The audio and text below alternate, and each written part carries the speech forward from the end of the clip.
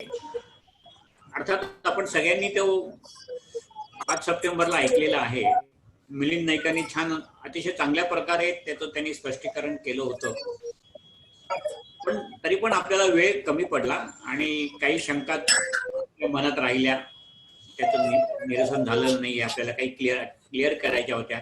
तुमच्यापैकी कोणाला काही सांगायची इच्छा होती की ज्यांनी याचा अभ्यास केलेला आहे किंवा आता ह्या विषयाची वेबिनार चालू आहेत, काही तज्ञ व्यक्ती त्याच्याबद्दल लिहित आहेत, हे सगळं तुमच्यापर्यंत आता पोचत पण आहे, तुम्हाला पण त्या विषयाची काही माहिती असेल तर मला वाटतं आपण आज मी थोडक्यात पहिला धावता आढावा घेतो मी, त्याच्यात जास्त वेळ खर्च करायला नको. आपण मुख्य हे चर्चात्मक स्वरूप त्याचं ठेवू आपण, की जिथं तुमचे जे काही ऑलरेडी जे प्रश्न आले ते प्रश्न आपण घेऊच.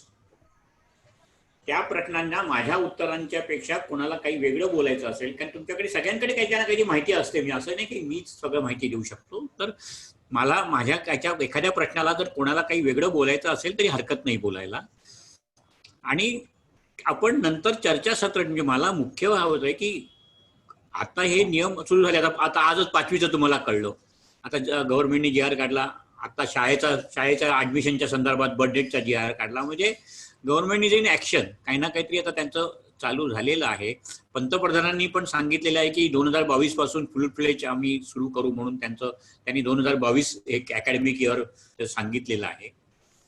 सरकारला शासनाला ज्या सवलती सोयीच्या वाटतायत, जेव्हा आपण सोयीचं म्हणतो ह्याचा अर्थ जिथं त्यांचा खर्च वाचतोय त्या लवकर सुरू होणार, ज्या गोष्टी खर्चाच्या आहेत त्या लांब होणार, हे अगदी कुठल्याही शासनाचं ते धोरण असतंच, त्याच्याबद्दल काही नाही. त्यामुळे आता ज्या काही लवकर इम्प्लिमेंट होतील, जिथं सरकारचा खर्च वाचतोय त्या गोष्टी त्याच्यातल्या ज्या ऑलरेडी धोरणामध्ये आहेत त्या लवकर इम्प्लिमेंट होतील. पण आपण याचा सगळ्याचा विचार करायचा, आपल्याला मुख्य करायचा आहे की ह्या पुढच्या 10 वर्षामध्ये आपल्या संस्थेला कुठे जायचंय, संस्थेचं ध्येय धोरण काय असणार आहे. याच्यात मला वाटतं ह्याच्यात थोडीशी तात्विक चर्चा किंवा एक प्रिलिमिनरी चर्चा व्हायला हरकत नाहीये, कारण आम्हाला पण ते गाईडलाईन्स मिळेल जेव्हा आम्ही विश्वस्त मंडळ बोलू काय करायचं, तर तुमच्या कल्पना आम्हाला तेव्हा मिळालेल्या असतील. आता ह्या टोटली प्राथमिक आहेत, त्याच्याबद्दल मी ट्रस्ट तर्फे कुठेही तुम्हाला ॲश्युरन्स देत नाही की हे काही फार मोठं याच्यावर चर्चा आहे. आपण फक्त संवादाच्या मूडमध्ये आहोत, आपण संवाद एकमेकांशी संवाद करतोय. तर आपण जर एक ह्याच्याबद्दल कोणाला काही पहिलं बोलायचंय का, म्हणजे आता मी जे सांगितलं त्याच्याबद्दल कोणाला काही बोलायचंय का, मी माझं सुरू करू? नाही सर, तुम्ही सुरू करा. बरं, आता हे जे नवीन शैक्षणिक धोरण जे आपलं सुरू झालेलं आहे त्याचं आपल्याला सांगितलं गेलं की 34 वर्षांनी हे धोरण जाहीर झालं वगैरे, बरोबर आहे त्याच्यामध्ये. पण आत्ताचं जे मेन धोरण आहे अजूनही जे 64 साली कोठारी कमिशननी ज्या काही रेकमेंडेशन त्या 64 सालात दिल्या होत्या त्याचीच बऱ्याचशा प्रमाणात पुनरावृत्ती आहे. त्याचं नाव बदललंय, त्याचं थोडंसं बाह्य स्वरूप बदललंय, पण ते बरचसं ह्या 64 सालच्या कोठारी कमिशनच्या रिपोर्टमध्ये आहे आणि त्याच्यातच ते चालू झालेलं होतं. 85 साली आपण पहिलं धोरण घेतलं, त्याच्यानंतर 2005चा आपला शैक्षणिक धोरणाच्या संदर्भात आपला अहवाल आला होता मेथडॉलॉजीवर. 2010ला महाराष्ट्र सरकारने ते इम्प्लिमेंट केलेलं होतं, मग ते सगळ्यांना पास करा वगैरे ह्या ज्या काही गोष्टी आल्या होत्या त्या 2005चा आपल्याला एक आराखडा आपल्यासमोर आहे, तो होता.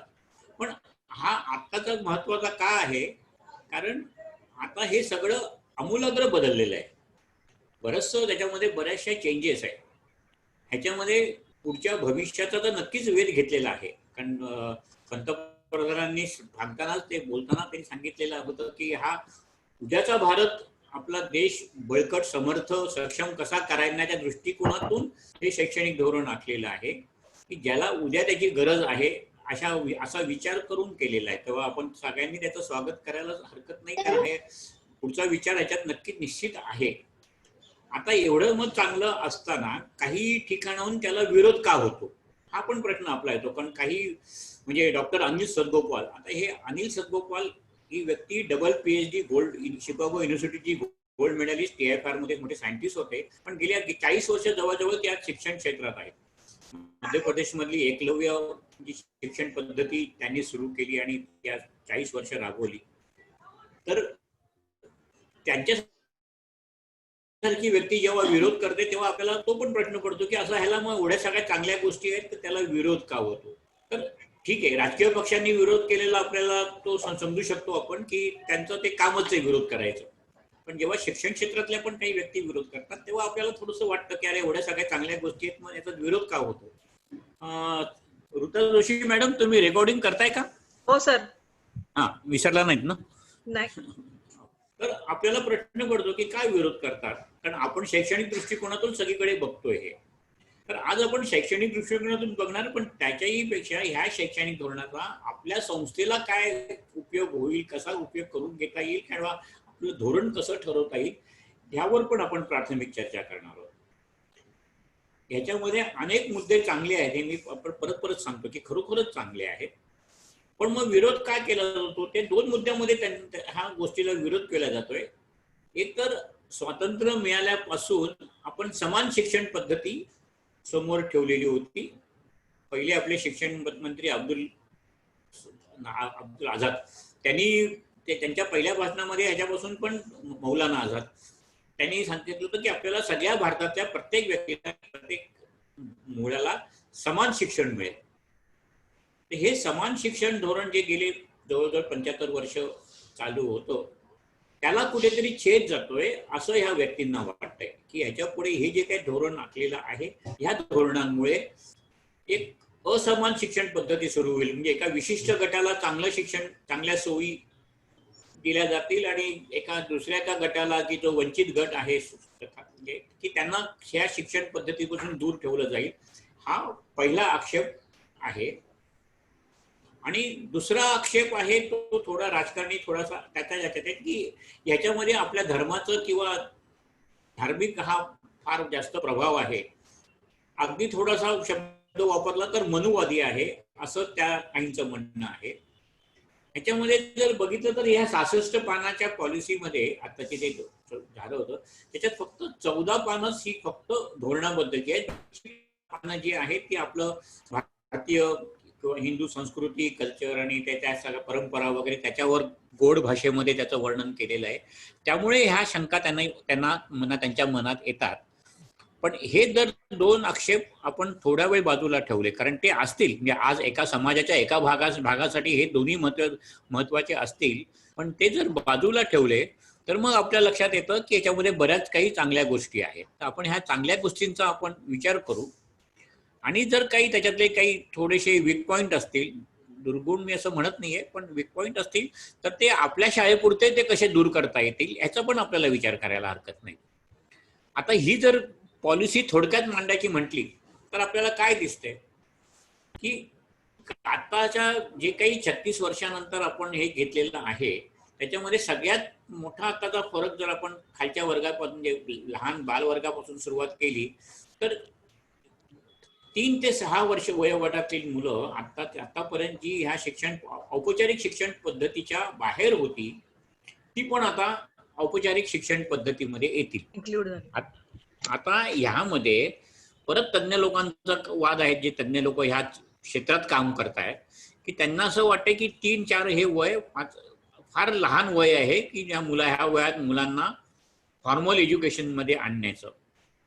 पण पॉलिसी सांगते की ते सांगतात त्यांच्याकडे हा फाउंडेशन कोर्स म्हणून, जे फाउंडेशन म्हणजे हा पाया, मूलभूत शिक्षणाचा पाया आहे आणि म्हणून त्यांनी 3 ते 5 आणि 8 वयापर्यंत म्हणजे दुसरी पर्यंत त्यांनी तो वयोगट केलेला आहे. म्हणजे ही त्याच्यातली चांगली गोष्ट आहे. तर त्याच्यामध्ये पण आपल्या संस्थेच्या दृष्टीने आपण कसं करायचा हा विचार पुढे करू. पण म्हणजे आता पहिला मोठा बदल काय झालाय तर पूर्व प्राथमिक शिक्षण हे प्राथमिक शिक्षणाला त्या पहिल्या 2 वर्गाला जोडून म्हणजे औपचारिक शिक्षणाला जोडून घेतलेला आहे. अर्थात त्या पद्धतीने त्यांनी बदललेला आहे आणि त्याचा शब्द पण त्यांनी अर्ली चाइल्डहुड केअर पण म्हटलेला आहे. त्याच्यात काळजी, संगोपन हा पण शब्द वापरलेला आहे की जो नवीन आहे.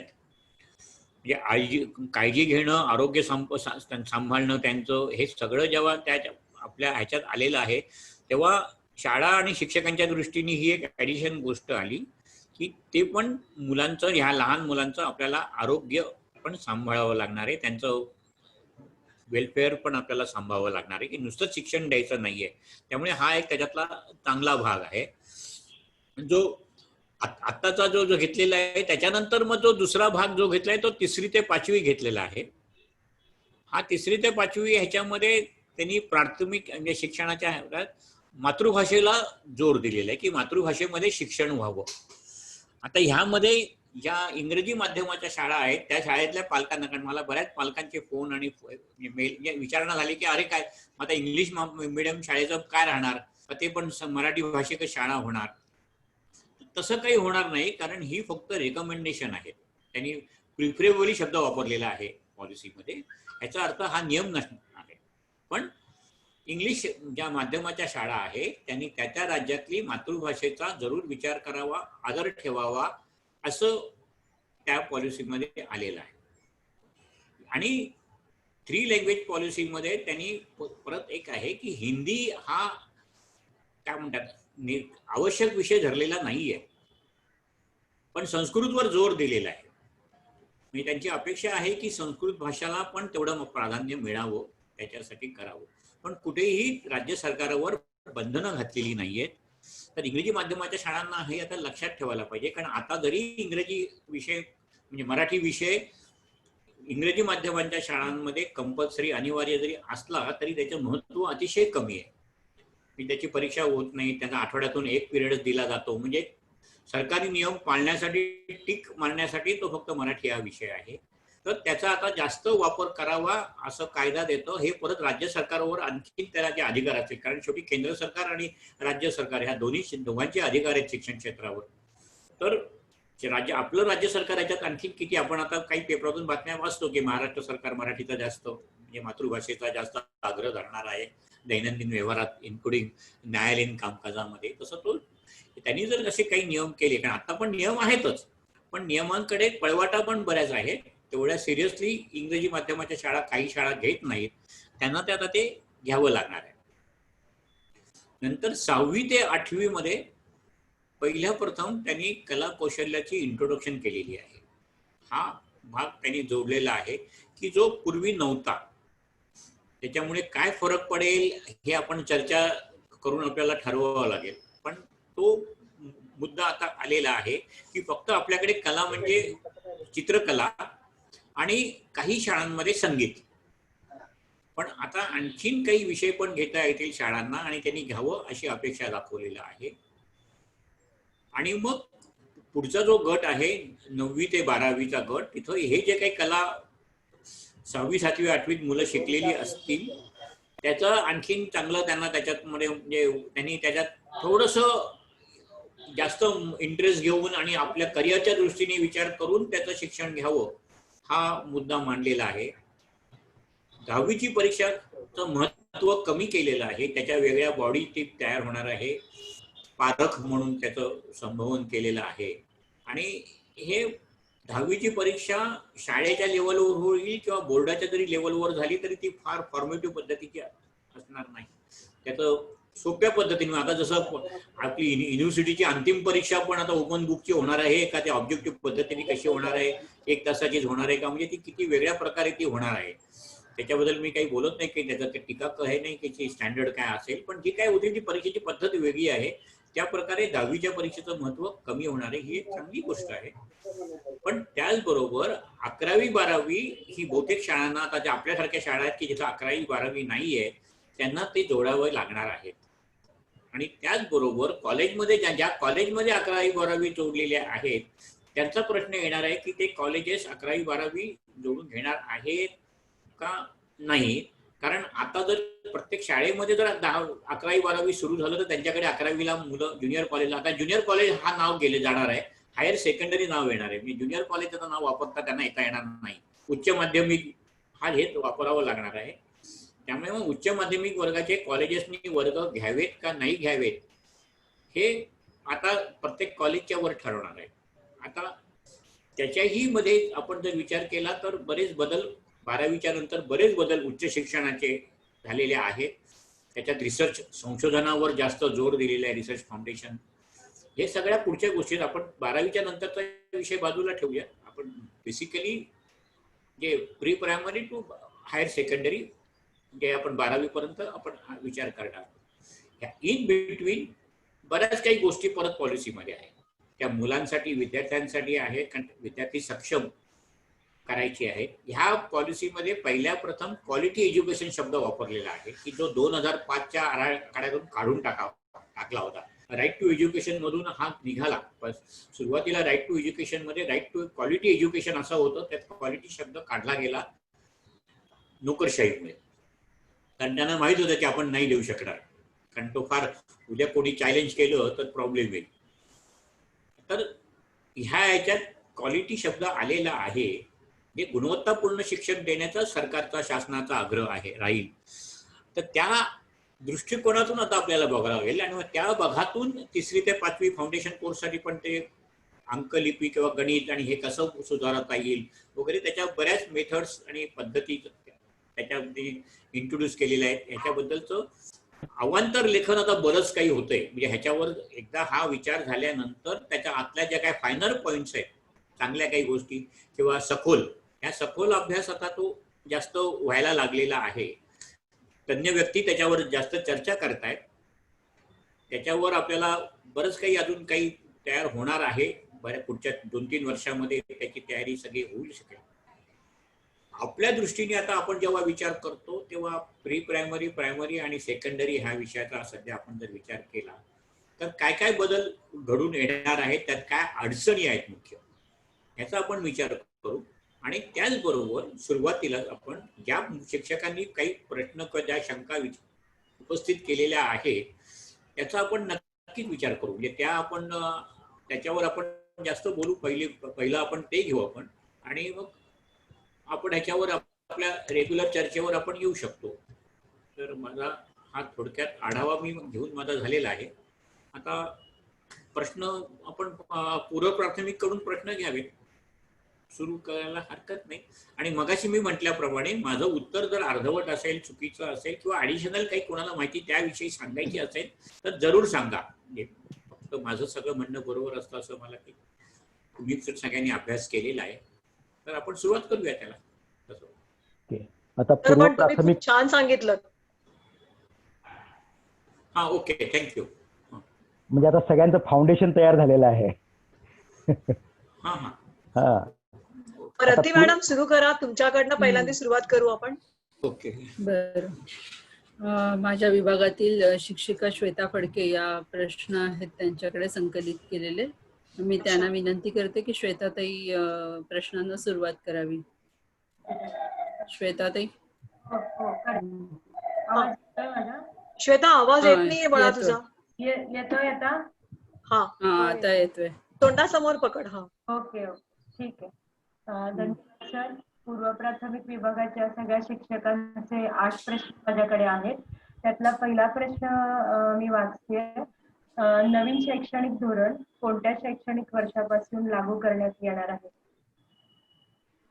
मुख्यतः आता पंतप्रधानांनी 2 दिवसापूर्वी सांगितलं की ते 2022 पासून अंमलात अर्ज त्यांनी सांगितलेला आहे. पण त्याच्याही अगोदर आता कालच आलं की 5वी लगेच जोडली म्हणून. त्यामुळे प्रत्येक राज्य शासनाला अधिकार आहे हे कधी सुरू करायचं. पंतप्रधानांनी एक गाईडलाईन दिलेली आहे की 2022 पासून ते सुरू होईल, पण त्याच्या अगोदर राज्य सरकार ज्याप्रमाणे ठरवेल, प्रत्येक राज्य सरकार, कारण ते GR काढू शकतात.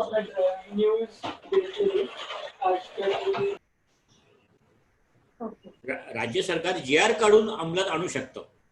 म्हणजे आपण जसं वटहुकूम म्हणतो त्या प्रकारे त्या पॉलिसीच्या ह्याच्यामधून त्यांना जर वाटलं की हा गोष्ट करायची तर ते लवकर पण आणू शकतात. त्यामुळे मला असं वाटतं की काही गोष्टी 2021ला पण सुरू होतील. आता जसं आज बातमी आली की कॅलेंडर बदललं, म्हणजे आता 1 जानेवारी ते 31 डिसेंबर हे वर्ष धरलं जाणार. अगोदर 30 जून होतं, मग सप्टेंबर केलं. आता ते सगळ्याच शाळांसाठी ते असणार आहे. तर तो निर्णयातच पुढच्या वर्षीपासून लगेच सुरू होणार आहे तो. तर ह्या प्रश्न राज्य सरकारच्या वर आहे, म्हणजे कधी सुरू करायचं. त्यांनी सुरुवात केलेली असं आपण धरून चालू. पण जर वय कमी करायचं असेल पूर्व प्राथमिकचं तर त्यांना पहिलं RTE कायद्यामध्ये अमेंडमेंट करावे लागतील. आणि RTE कायद्यामध्ये अमेंडमेंट करणं अवघड असतं. म्हणजे लोकसभेमध्ये त्याला मेजॉरिटी संमती मिळाली पाहिजे, राज्यसभेला मिळाली पाहिजे आणि प्रत्येक राज्यातल्या विधानसभेने पण 2/3 मेजॉरिटीने त्याला संमती द्यावी लागते. तर काही राज्यात विरोध होण्याची शक्यता असते. म्हणजे हे जिथं कायदा बदलायचा असतो ती प्रोसेस स्लो होते, पण त्याला बदलण्यासाठी म्हणून वटहुकूम किंवा GR निघतात, म्हणजे त्याच्यातून मार्ग काढण्यासाठी. दुसरा प्रश्न आहे सर, मातृभाषेतून स्थानिक भाषेतून प्राथमिक शिक्षण हा मुद्दा थोडा विशद करून सांगावा. मगाशी मी म्हटल्याप्रमाणे ह्याच्यामध्ये त्यांनी प्रिफरेबली आणि रेकमेंडेड शब्द वापरलेले आहेत. म्हणजे ह्याचा अर्थ सरकार नियम बनवायला तयार नाहीये, त्यामुळे काही परिस्थिती बदलेल असं नाहीये. फक्त जर कायदे आणखीन कडकपणे नियम आहेत, ते नियम जर कडकपणे वापरले गेले तर मातृभाषेचा वापर किंवा शिकवण्याचे विषय हे जास्त आणखीन त्यांना दर्जा बदलू शकेल. जोशी मॅडमना माहिती आहे की मी आपल्या इंग्रजी शाळेमध्ये मराठी भाषेचा आग्रह धरला होता, पण पालकांचं आणि एकंदरीत वातावरण बघून तो हे घेतला नाही. कारण हिंदीच्या ऐवजी, कारण हिंदीचं जर पहिलीचं पुस्तक बघितलं तर ते किती अवघड आहे.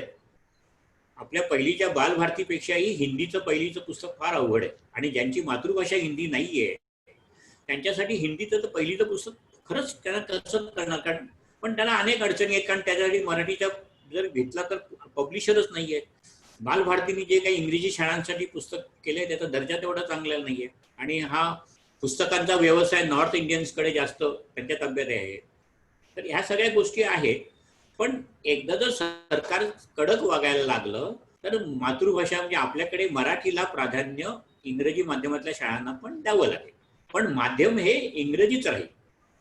इंग्रजी माध्यमाच्या मुलांना समजा तर ते कळत नसेल तर शिक्षक म्हणजे हा असा नियम होऊ शकतो की त्यांनी त्यांच्या ह्याच्यामध्ये, तर शिक्षकाची जबाबदारी असेल की त्याला ते मातृभाषेत समजावून सांगायचं. म्हणजे मीडियम जरी इंग्रजी राहिलं तरी ते समजून सांगण्याचं, मातृभाषेत सांगायचं, किंवा विद्यार्थ्याला तो अधिकार राहणार आहे की नाही मला हे इंग्रजीत नाही समजलं, तुम्ही मला मराठीत सांगा. म्हणजे माध्यम जरी इंग्लिश राहिलं explain in English Marathi if necessary, असं ते होऊ शकेल. कृपा करून मी बोलत असताना बोलू नका, माझं नंतर झालं की कम्प्लीट झालं की करा. तर असं हे होऊ शकतं. आता हे परत आहे की हे मॅनेजमेंटवर जास्त अवलंबून आहे. शेवटी इम्प्लिमेंटेशन, डे टू डे जे इम्प्लिमेंटेशन आहे हे शाळा करते, शाळेची स्कूल मॅनेजमेंट करते, आणि मग त्याच्यात काही थोडाफार कधी कधी पळवाटा काढल्या जातात, काही म्हणजे नियम. तर ते किती कडकपणे धोरण स्वीकारलं जाईल हे राज्य शासनावर आणि त्यांच्या अधिकाऱ्यांवर आहे.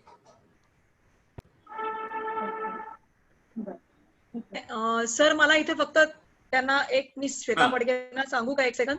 हो. श्वेता मॅडम, इथे ना पॉलिसीमध्ये असं लिहिलेलं आहे की वेरेवर पॉसिबल हा शब्द आहे. त्याच्यामध्ये दिगे सर आता बोलले ना त्याप्रमाणे जिथे शक्य असेल तिथे मातृभाषेचा वापर करून शिक्षण दिलं पाहिजे. म्हणजे सर बोलले तसंच, आणि हा शब्द त्याच्यामध्ये आहे पॉलिसीमध्ये. Thank you sir. Thank you madam.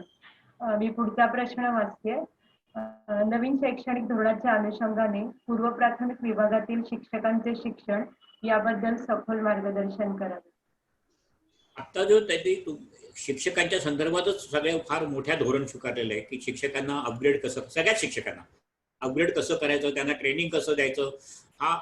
शिक्षक हा पायाभूत आहे, मुख्य स्तंभ आहे. हे पॉलिसीनी मान्य करायचा प्रश्नच नव्हता. त्यांनी जास्त जोरात मांडलेलं आहे की शिक्षक हाच खरं जे काही उद्दिष्ट समोर ठेवलेले आहेत हे शिक्षकच पुरं करू शकतील, त्यांच्याशिवाय त्यांच्या मदतीशिवाय होणार नाही. हे पॉलिसीनी मांडलेलं आहे, शब्दात मांडलेलं आहे. त्यामुळे शिक्षकांचा रोल फार महत्वाचा आहे, आणि म्हणून त्यांना ट्रेनिंग प्रत्येक टप्प्यावर दिलेलं आहे, किंवा त्यांना प्रत्येक टप्प्यावर त्यांच्या आहे. पूर्व प्राथमिकचा विचार केला तर त्यांना आता दुसरीपर्यंत जोडला गेल्यामुळे अर्ली चाइल्डहुडच्या बरोबर त्यांना बीएड जर त्यांनी पूर्ण केलं तर त्यांना पहिली दुसरीचे वर्ग पण घेता येतील. आता त्याच्यामध्ये पण डीएड जाईल. आता बीएडचा पण इंटिग्रेटेड कोर्स सुरू केलेला आहे. म्हणजे पुढे ग्रॅज्युएट तुम्ही BA किंवा BSc होत असताना पण तुम्हाला आता बीएड करता येईल. पुढच्या ज्या उच्च शिक्षणामध्ये जी काही सोय केलेली आहे त्यामुळे आता तिथं बरेच फ्लेक्झिबिलिटी ठेवलेली आहे की तुम्ही सायन्स विषय, आर्ट्स विषय एकत्र घेऊ शकता, की जे पूर्वी आपल्याकडे नव्हतं. आणि फार चांगली गोष्ट आहे की आपण पाश्चात्य ज्याचा हे चांगली गोष्ट घेतलेली आहे की क्रेडिट्स सिस्टीम आपण उच्च शिक्षणात आणतोय. त्यामुळे एखाद्या आर्ट्स कॉलेजला जाणाऱ्या मुलीला, व्यक्तीला, कोणालाही जर बीएड सुरू करायचं असेल तर त्याला बीएड कोर्सेसचे क्रेडिट त्यावेळेपासून पण घेता येतील. म्हणजे बाय द टाइम ग्रॅज्युएटला ग्रॅज्युएटचे पण टप्पे दिलेले आहेत. First year, second year, third इयरला तो फुल फ्लेज ग्रॅज्युएट होईल, पण फर्स्ट इयर झाल्यावर सुद्धा त्यांना हातात डिप्लोमा का काहीतरी मिळणार आहे म्हणजे दाखवायला. आता काय होतं की 3 वर्ष सर्टिफिकेट, पदवीचं सर्टिफिकेट मिळेपर्यंत त्यांच्या हातात काही नसतं, तर तसं ते राहणार नाहीये. पहिलं वर्ष पूर्ण झाल्यावर पण त्यांना 1 वर्षाचं काहीतरी डिप्लोमाचं सर्टिफिकेट मिळेल, काही क्रेडिट ज्याच्या विषयात घेतले त्याचं मिळेल. तर त्याचप्रमाणे तुमचं अर्ली चाइल्ड एज्युकेशन आणि बीएड हे तुम्हाला सायमल्टेनियसली करता येईल. तुमच्या अंगात जर कॅपॅसिटी असेल, तुमच्याकडे वेळ असेल, तुम्ही करू शकत असाल तर ते करू शकता. माझा व्यक्तिगत ऍडवाइस आहे की तुम्ही आता सगळ्यांनी जे प्री प्रायमरीचे आहे त्यांनी मुक्त विद्यापीठातून किंवा पुढच्या ज्या काही धोरण येतील त्याचा फायदा घेऊन एक औपचारिक शिक्षण हे जे काही नवीन पद्धतीचं येईल बीएडचा किंवा त्याला काही आणखी, तर तो पूर्ण करावा ही आता गरज लागणार आहे. पण ह्याच्यामध्ये पण सध्याचे ज्यांची 15 वर्ष सर्व्हिस झाली आहेत त्यांना काय हा नियम लागू नाहीये. हे सगळं शिक्षणाचं खरं ना 10 वर्षाच्या पुढच्या, म्हणजे आता जे शिक्षक पुढे होऊ बघणारे शिक्षक आहेत त्यांच्यासाठी हे नियम जास्त आहेत. आताच्या शिक्षकांसाठी हे फार, कारण शिक्षक संघटना फार स्ट्रॉंग आहेत, त्यामुळे ते तसं जास्त बदल करून देणार नाही. सर मी बोलू का 1 मिनिट ह्याच्यावरती? सर जे प्रॉपर ECCED केलेल्या टीचर्स असतात ना, अर्ली चाइल्डहुड एज्युकेशन, आणि त्यांनी जो प्रॉपर 1-1.5 ते 2 वर्षाचा जो कोर्स केलेला असतो, म्हणजे SNDT करून किंवा कुठल्याही मान्यता पूर्व संस्थेकडून त्यांना 2री पर्यंत शिकवण्याचं परवानगी असते. They can teach up to 2nd standard.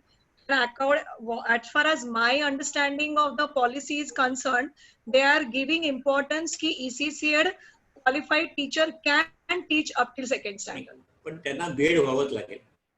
आता पहिलीपासून सगळे जे बीएड हे, आणि म्हणूनच त्यांनी ती फ्लेक्झिबिलिटी ठेवले की कॉलेजमध्ये वर्ष असताना तुम्ही बीएड करू शकता, म्हणजे तुमची नंतर वर्ष फुकट जाणार नाहीत. परत म्हणजे बीएच्याच वर्षाला काही विषय हे बीएडचे विषय असणार, तुम्ही एकत्र डिग्री, तुमची एकत्र डिग्री होणार आहे. आणि ह्या आता ज्यांची 15 वर्ष सर्व्हिस झालेली आहे त्यांच्यासाठी हे लागू नाहीये. त्यांना बीएड करायची गरज नाहीये, पण प्रमोशन साठी त्रास होऊ शकेल. बरोबर. म्हणजे 2री पर्यंत असल्यामुळे एखाद्या वेळेस मला नियम ते आता पुढे इम्प्लिमेंटेशन हा एक वेगळा भाग झालेला आहे. त्यामुळे समजा आता मी व्यक्तिगत नाव तर मी घेऊन घेतलं, समजा भोसेकर मॅडम आपल्याकडे आहेत, त्या प्री प्रायमरीच्या प्रिन्सिपल आहेत आणि हा विभाग जर 2री पर्यंत गेला, हे मी हायपोथेटिकल बोलतोय, म्हणजे नाव जरी व्यक्तिगत घेतलं तरी हा हायपोथेटिकल, तर त्यांना 2रीचं मुख्याध्यापक म्हणजे पूर्व प्राथमिकचं पूर्ण त्या विभागाचं जर मुख्याध्यापक किंवा हेड व्हायचं असेल तर त्यांनी बीएड होणं आवश्यक आहे. आता त्याच्यामध्ये पण त्या ह्याच्यामध्ये जो काही कंडिशन आहे की 15 वर्ष सर्व्हिस झाली असेल तर ते लागू नाही, हा एखाद्या परत तो नियम लागू पण होऊ शकेल. आता हे सगळं राज्य सरकार स्वतःचे जेव्हा नियम बनवेल तेव्हा ते जास्त स्पष्ट होईल. आता सध्या तरी त्याच्यात संदिग्धता आहे, काही ओपन नाही आहेत, पण त्याची वाट न बघता बीएड करणं हे जास्त ऍडवायजेबल आहे की ज्यांना हा पेशा म्हणून ज्यांनी स्वीकारलाय त्यांच्याकरता तो ऍडवायजेबल आहे. सर मी बोलू शकते? हो सर, पण मग आता ज्या शिक्षकांनी अर्ली चाइल्डहुड केअर अँड एज्युकेशनचा डिप्लोमा केलेला आहे आणि ते 15 वर्षाच्या आत आहे त्यांची सर्व्हिस, तर त्यांना हे कंपल्सरी करावं लागणार आहे का? त्यांना तुम्ही प्री प्रायमरीचे वर्ग देऊ शकता, पण पहिली दुसरीचे वर्ग नाही शिकवता येणार. हे आत्ताच्या ह्याच्याप्रमाणे, आत्ताच्या अंडरस्टँडिंग प्रमाणे म्हणतो मी, अजून राज्य सरकारने याचे नियम केलेले नाहीये. हे नियम राज्य सरकार करणार आहे. एक्झिक्युशन हे शेवटी राज्य सरकारवर असतं, तेव्हा ते काय नियम करतील हा एक वेगळा भाग आहे. पण आत्ताच्या पॉलिसी प्रमाणे त्यांना बीएड करावं लागेल. अर्ली चाइल्ड एज्युकेशन हे त्याच्यासाठी सफिशियंट नाहीये, कारण हा अर्ली चाइल्डहुड एज्युकेशनचा कुठेही असा सर्टिफाईड कोर्स ज्याला 3 वर्षाचा कोर्स वगैरे असा नाहीये, जे 6 महिने वर्षभराचे असे ते डिप्लोमाच्या स्वरूपात आहेत. तर आहे 2 वर्षाचा मुंबई युनिव्हर्सिटीचा 2 वर्षाचा कोर्स, पण ती डिग्री नाहीये. ती डिग्री मला बेस्ट ऑफ माय नॉलेज ची डिग्री नाहीये. नाही डिग्री नाहीये, डिप्लोमा सर. हा, मग ते म्हणजे त्याला आता शिक्षकांसाठी ग्रॅज्युएट होणं आवश्यक आहेच. म्हणजे बीएड आणि ग्रॅज्युएट ह्या दोन्ही गोष्टी आता आवश्यक आहे. आणि म्हणूनच त्यांनी ते सुरू केलेलं आहे की इंटिग्रेटेड ग्रॅज्युएशन, म्हणजे तुम्ही एकाच वेळेस जास्त क्रेडिट घेऊन तुम्हाला डिग्री तशी मिळवता येते. बरं दिघे सर, एक मिनिट बोलू का? आणि सर बोला ना. टीईटी पण मॅन्डेटरी आहे. नाही, याच्यामध्ये असं आहे की फक्त जर अंगणवाडी करता, जर त्यांनी अंगणवाडी शब्द वापरलेला आहे त्याच्यामध्ये, तर जर फक्त अंगणवाडी करता जर शिकवायचं असेल तर त्या शिक्षकाला ECCA जर तो सर्व्हिसमध्ये असेल, तर जर तो 12वी आणि त्यापेक्षा जास्त शिकला असेल तर त्यांनी 6 महिन्याचा एक डिप्लोमा सर्टिफिकेट कोर्स केला तरी चालणार आहे. म्हणजे त्याला तो करावा लागणार आहे. NCERT कंडक्ट करणार आहे ते ऑनलाईन, आणि 8 दिवसातून एकदा त्यांचे असे एक सेंट्रल रिसोर्स सेंटर तयार होणार आहेत, तिथे त्यांना 1 दिवस जावं लागेल प्रत्यक्षात. त्याच्यानंतर जर ते 12वी पेक्षा कमी शिकलेले असतील तर त्यांना ECCA 1 वर्षाचा डिप्लोमा कोर्स करायचा आहे अंगणवाडी करता. आणि जे त्यांनी प्री प्रायमरीचं जे सांगितलेलं आहे त्यामध्ये फक्त अंगणवाडी वेगळं असं राहू शकणार आहे, आणि मग अंगणवाडी 2री पर्यंत सुद्धा राहू शकणार आहे. म्हणजे समजा आता आपल्या शाळेचा जर विचार केला तर जशी बालवाडी आहे ती फक्त अंगणवाडी म्हणून पहिले 3 वर्षाचं मूल, 4 वर्षाचं मूल आणि 5 वर्षाचं मूल तिथे असेल, आणि मग ते त्याच्यानंतर आपल्याकडे वर्ग होईल 1ली 2री करता, असं सुद्धा चालणार. मी त्यात त्यांनी 4 प्रकार दिलेले आहेत. याच्यात गोष्ट अशी आहे ना, तुम्ही म्हणतात ते अगदी सगळं बरोबर आहे, पण प्रवेश आता एंट्री पॉईंट 3 वर्ष केल्यामुळे ज्या पालकांना पुढे ऍडमिशन घ्यायचे आहे, कारण पहिलीमध्ये मग एंट्री मिळणार नाही त्यांना. ही जी अंगणवाडीत मुलं गेली की ज्या शाळा फक्त अंगणवाडीच्या आहे त्या, आता माझ्याकडे यांची वी नीड यू सोसायटीची जयंत कुलकर्णीची, त्यांची फक्त अंगणवाडी आहे. ते मला भेटायला आले होते, आमचं बोलणं झालं होतं की त्यांना आता प्रॉब्लेम आहे, कारण त्यांची मुलं पहिलीच कुठल्या शाळेत जाणार, कारण पहिलीला ऑलरेडी जसं आपण म्हणतो ना की नाही आमचे प्रवेश ऑलरेडी झालेले आहेत प्री प्रायमरीला, पहिलीला आपण प्रवेश देऊ शकत नाही किंवा कमी देतो. तर तसं जर प्रॉब्लेम आले त्यांना अंगणवाडीला, तर फॉर्मल एज्युकेशन मध्ये शिरायला नंतरच्या वयामध्ये त्या मुलांना त्रास होईल. त्यामुळे पालक असा विचार करतील की ज्या शाळांमध्ये अंगणवाडी किंवा आपण ज्याला मिनी म्हणतो, छोटा गट म्हणतो, म्हणजे 3 वर्षापासूनच ते सगळे पालक विचार करतील की नाही आपल्या मुलाला अशा शाळेत घालायचं की 3ऱ्या वर्षी जर प्रवेश घेतला तर 12वी परत बाहेर जायला नको. बरोबर. आणि मगाशी मी सांगितल्याप्रमाणे आता जे अर्ली चाइल्ड एज्युकेशन शिकलेले शिक्षक आहे त्यांना प्री प्रायमरीच्या वर्गांना शिकवता येईल, त्यांचं काय त्यांना धोका नाहीये, पण त्यांना प्रमोशन आणि पुढचं मी जे म्हणतो ना की पहिली दुसरी, हा सेक्शन 2री पर्यंत केलेला आहे, त्याच्यामुळे तुम्हाला सेक्शन हेड किंवा काही जे पुढची प्रमोशन्स असतील तर त्याच्यासाठी हे आवश्यक आहे. पण परत सांगतो की हे 15 वर्ष ज्याची सर्व्हिस झाली त्यांच्यासाठी हा लागू नाहीये. सरकारचे नियम आपण वाट बघू सरकारच्या नियमांचा, कसे नियम येत आहेत सरकारचे त्याच्यामध्ये. सध्या आपण फक्त त्यांच्या धोरणानुसार काय चालू आहे आपण तेवढंच फक्त बोलू शकतो. पण माझा फ्रेंडली ऍडवाइस या सगळ्या शिक्षकांना आहे, विशेषतः जे तरुण शिक्षक आहेत, की त्यांनी हे फॉर्मल एज्युकेशन करावं. आता ज्यांनी 12वी झाले त्यांनी ग्रॅज्युएशन करावं आणि त्याच्यामध्ये BEd पण करावं.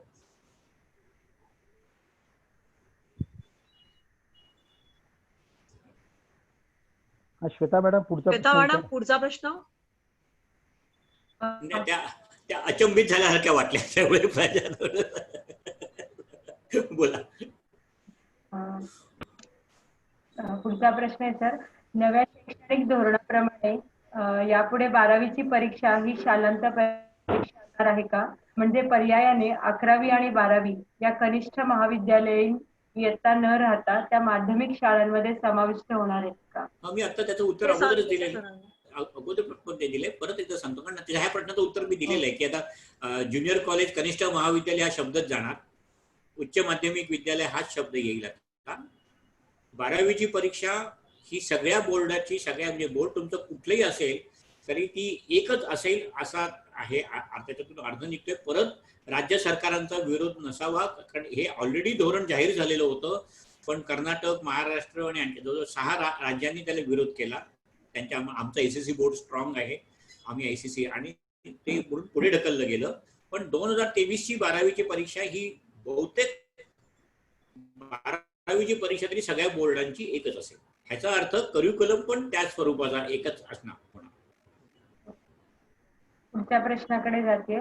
5वा प्रश्न आहे, विद्याशाखांचे वर्गीकरण म्हणजे कला, वाणिज्य, विज्ञान किंवा पदविका आणि इतर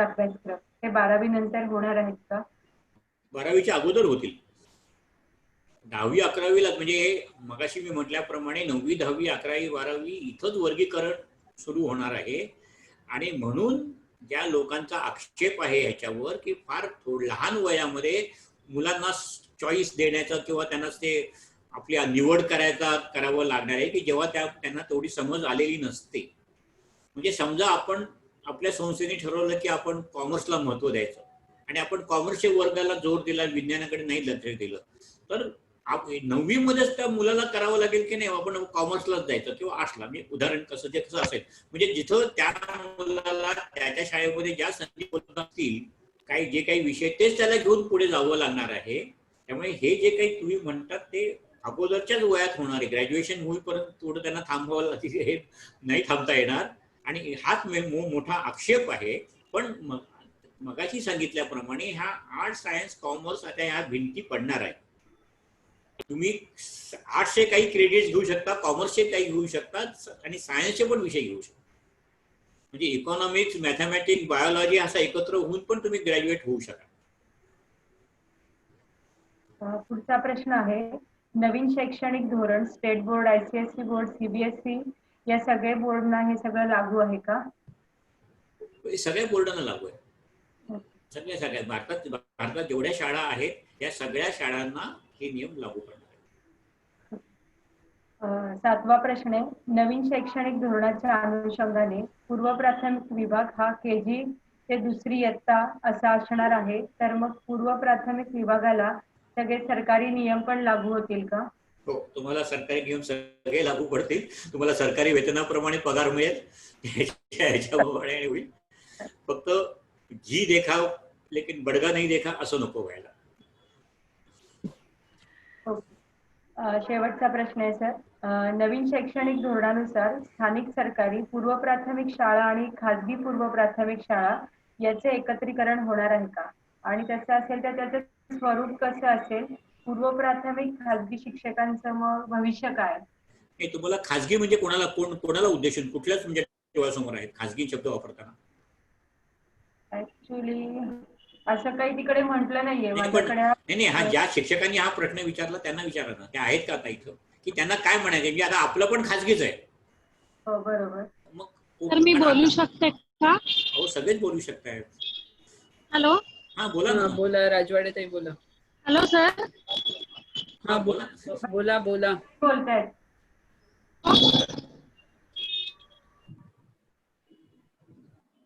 बोला ना. कोण आवाज नाही येते विशाखाताई? त्या म्यूट आहेत का? विशाखा मॅडम हा, आवाज नाही येते तुमचा. नाही मी नाही बोलत आहे. राजवाडे ताई बोलतायत. राजवाडे. हो का? ऍक्च्युली त्यांनी असं फक्त एवढं विचारलं होतं, पूर्व प्राथमिक खाजगी शिक्षकांचे भविष्य काय असेल, तर त्याचा मलाही उलगडा झाला नव्हता. म्हणजे त्यांना आपल्यासारख्या शाळांचं खाजगी शाळांचं म्हणायचंय, कारण आतापर्यंत जे एकटे खाजगी शाळा असतात त्यांचं म्हणायचंय. नाही, आतापर्यंत सरकारी शाळात नाही, अंगणवाड्या फक्त सरकारी. आता ठाणे महानगरपालिकेच्या काही अंगणवाड्या आहेत ते सरकारी आपण म्हणू शकतो का? पण पूर्व प्राथमिक विभाग हा औपचारिक शिक्षणाचा भागच नसल्यामुळे आता प्रश्नच उद्भवला नाही. हा प्रश्नच उद्भवला नाहीये. कारण जे आहेत म्हणजे महानगरपालिका किंवा जिल्हा परिषदच्या ज्या अंगणवाड्या आहेत त्या सोडल्या तर हा कुठलीच सरकारी गव्हर्नमेंट रेकग्नाइज नाहीयेत, कुठले सरकारी नियम लागत नाहीयेत. म्हणून आपण त्याच्यावर फी शुल्क कायदा पण त्याला लागू पडत नाहीये. प्रश्न त्यांचा असा असू शकेल, म्हणजे त्यांच्या मनामध्ये असं असेल की ज्या शाळांना पहिली जोडली गेलेली नाही आहे त्यांचं काय होणार, असं एखाद्या वेळेस असू शकेल. म्हणजे त्यांच्या हे असेल तर, की ज्या आपण मगाशी मी उदाहरण दिलं वी नीड यू सोसायटीचं, की त्यांची फक्त अंगणवाडीच आहे. अशा बऱ्याच आहेत वस्त्यांमध्ये. छोट्या छोट्या मंडळांनी अशा प्रकारच्या शाळा तिथं अंगणवाड्या चालवतात त्या वस्तीमध्ये कोणीतरी मंडळ, आणि ते फक्त म्हणजे आपल्या लहान मुलांना बाहेर गरज पडू नये वस्तीच्या बाहेर जायला म्हणून मग त्या अंगणवाड्या छोट्या असतात, छोट्याच्या स्वरूपात. त्यांचं काय स्वरूप आहे हा प्रश्न होऊ शकेल. तसंच विचारायचं असं म्हणतात त्याच्यात. नाही, तसंच असू शकला तर मगाशी मी म्हटल्याप्रमाणे त्यांचं भवितव्य कठीण आहे. एक तर त्या जे काही मंडळ संस्था जे काही अंगणवाड्या चालवत आहेत त्यांना पहिली दुसरी चालू ठेवावीच लागणार आहे. नाही तर त्यांना ज्या शाळांच्याकडे हे वर्ग आहे ते टाईप करावं लागतं किंवा आमच्या शाळेत मुलाकडे पहिलीला येतील वगैरे हे टाईप वगैरे करावे लागतील. पण ही परिस्थिती अवघड आहे. ज्या जिल्हा परिषद किंवा ठाणे महानगरपालिकेच्या आहेत त्यांना आपोआपच ठाणे महानगरपालिकेच्या शाळेमध्ये प्रवेश मिळेल अंगणवाडीतून, तसं त्यांचं होऊ शकेल.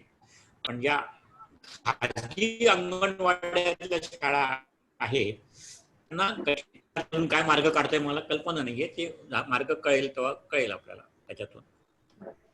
सर, पूर्व प्राथमिक विभागाचे प्रश्न संपलेले आहेत. अजून कोणाला काही विचारायचे आहेत का रतिताई? मी थांबू इथे? नाही, सावर्डेकर बाईंना आपण सांगूया, त्यांच्या विभागातले पण आहेत, कारण अजून माध्यमिक पर्यंत आपल्याला जायचंय. धन्यवाद सर. मी सावर्डेकर बाईंना विनंती करते की त्यांनी त्यांच्या विभागाचे प्रश्न विचारावे. नमस्कार. खरं तर आता सरांच्या स्पष्टीकरणामध्ये आणि सगळ्या आढाव्यामध्ये बरेचसे प्रश्न जे होते ते म्हणजे झालेले आहेत, त्याचं स्पष्टीकरण झालेलं आहे. त्यातलं आणखीन एक मातृभाषेतले शिक्षण असेल, शिक्षकांचं शिक्षण असेल, जे काय ते झालेले आहेत आधीच्या ह्याच्यात. आता पुन्हा जे 2 प्रश्न आहेत त्याचंही स्पष्टीकरण खरं सरांनी सांगितलेलं आहे की महाराष्ट्र शासनाने जे काही नियम पुढे येतील त्याच्यावरती अवलंबून आहेत आपले पॉलिसीज. म्हणजे 1ली ते 5वी पर्यंतचा जो आपला गट आहे, 1ली ते 2री पर्यंतचा, तर तो आता पूर्व प्राथमिक विभागाला जोडला जाणार आहे. तो नेमका कसा जोडला जाणार हा मुख्य प्रश्न होता. पण अर्थात सरांनी म्हटल्याप्रमाणे महाराष्ट्र शासनाच्या नियमानुसार जे काही येईल ते आपल्याला त्याची वाट पाहावी लागेल. तर अर्थात आता बऱ्याचशा प्रश्नांचा उलगडा त्याचा झालेला आहे. खरं तर फक्त एक आता प्रश्न निर्माण असं झालेला आहे की सरांनी म्हटल्याप्रमाणे की आपण सतत आता या बाबतीत प्रशिक्षण सुरू होतील आणि आतापर्यंतच्या आमच्या प्रशिक्षणाच्या अनुभवावरून आम्हाला असं लक्षात येत आहे की हे जे प्रशिक्षण झाले त्या प्रशिक्षणाचं क्वालिटी जी असते किंवा त्यातून ठोस जे हवं असतं, आवश्यक असतं, ते काही आम्हाला तसं मिळत नाही प्रॉपर. आता खरं तर हे राष्ट्रीय शैक्षणिक धोरणाचे आपले जो आधीच्या नाईक सरांनी सांगितलेलं जे होतं, दिघे सरांनी बऱ्यापैकी स्पष्टीकरण केलेलं आहे, खरं ते अगदी व्यवस्थित झालेलं आहे. ते यानंतरचे जे प्रशिक्षण शासनाकडून होतील तर त्या प्रशिक्षणाच्या ऐवजी प्राथमिक विभागासाठी किंवा इतर कुठल्याही विभागासाठी अशी जर प्रशिक्षण संस्थेकडून जर अरेंज झाली तर मला वाटतं ती जास्त चांगली होतील.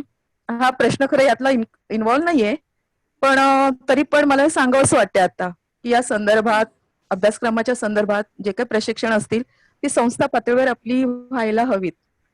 हा प्रत्येक संस्थेचा विषय आहे. हो सर. आपल्यासाठी अतिशय महत्वाचा आहे. आपण प्रत्येक स्टेपवर, म्हणजे मी मराठी आणि इंग्रजी हा भेद करत नाहीये.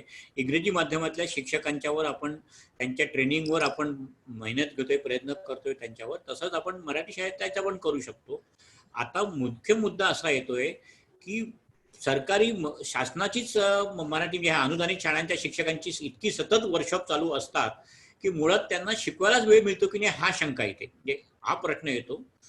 एक तर पहिल्या तुमच्या प्रश्नाचं थोडंसं मी जास्त एक्सप्लेनेशन देतो की आता त्या काही मी आता नावं घेत नाहीत, कारण बऱ्याच संस्था ज्या आता ह्या शिक्षण क्षेत्रामध्ये वेगवेगळ्या संस्था आहेत, डाएट आहे, ACRCR आहे आणि आणखी अनेक संस्था आहेत, आणि त्याच्यामुळे बराचसा गोंधळ निर्माण होतो की ही जबाबदारी कोणाची, पाठ्यपुस्तक मंडळ कोणाचं, SCRT काय करते, डाएट काय करते.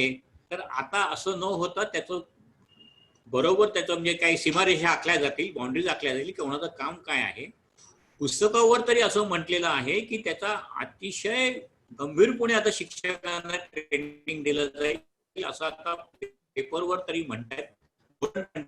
शिक्षकांची गुणवत्ता वाढवणं हा फार मोठा कार्यक्रम या धोरणामध्ये आखलेला आहे. त्यामुळे आपण आता तरी आपण तशी आशा करूया की सरकारी जी काही होतील याच्या पुढे प्रशिक्षण ही त्या विषयाला धरून आणि क्वालिटी वाईज गुणवत्तेने वाढतो असं पण आशा करूया.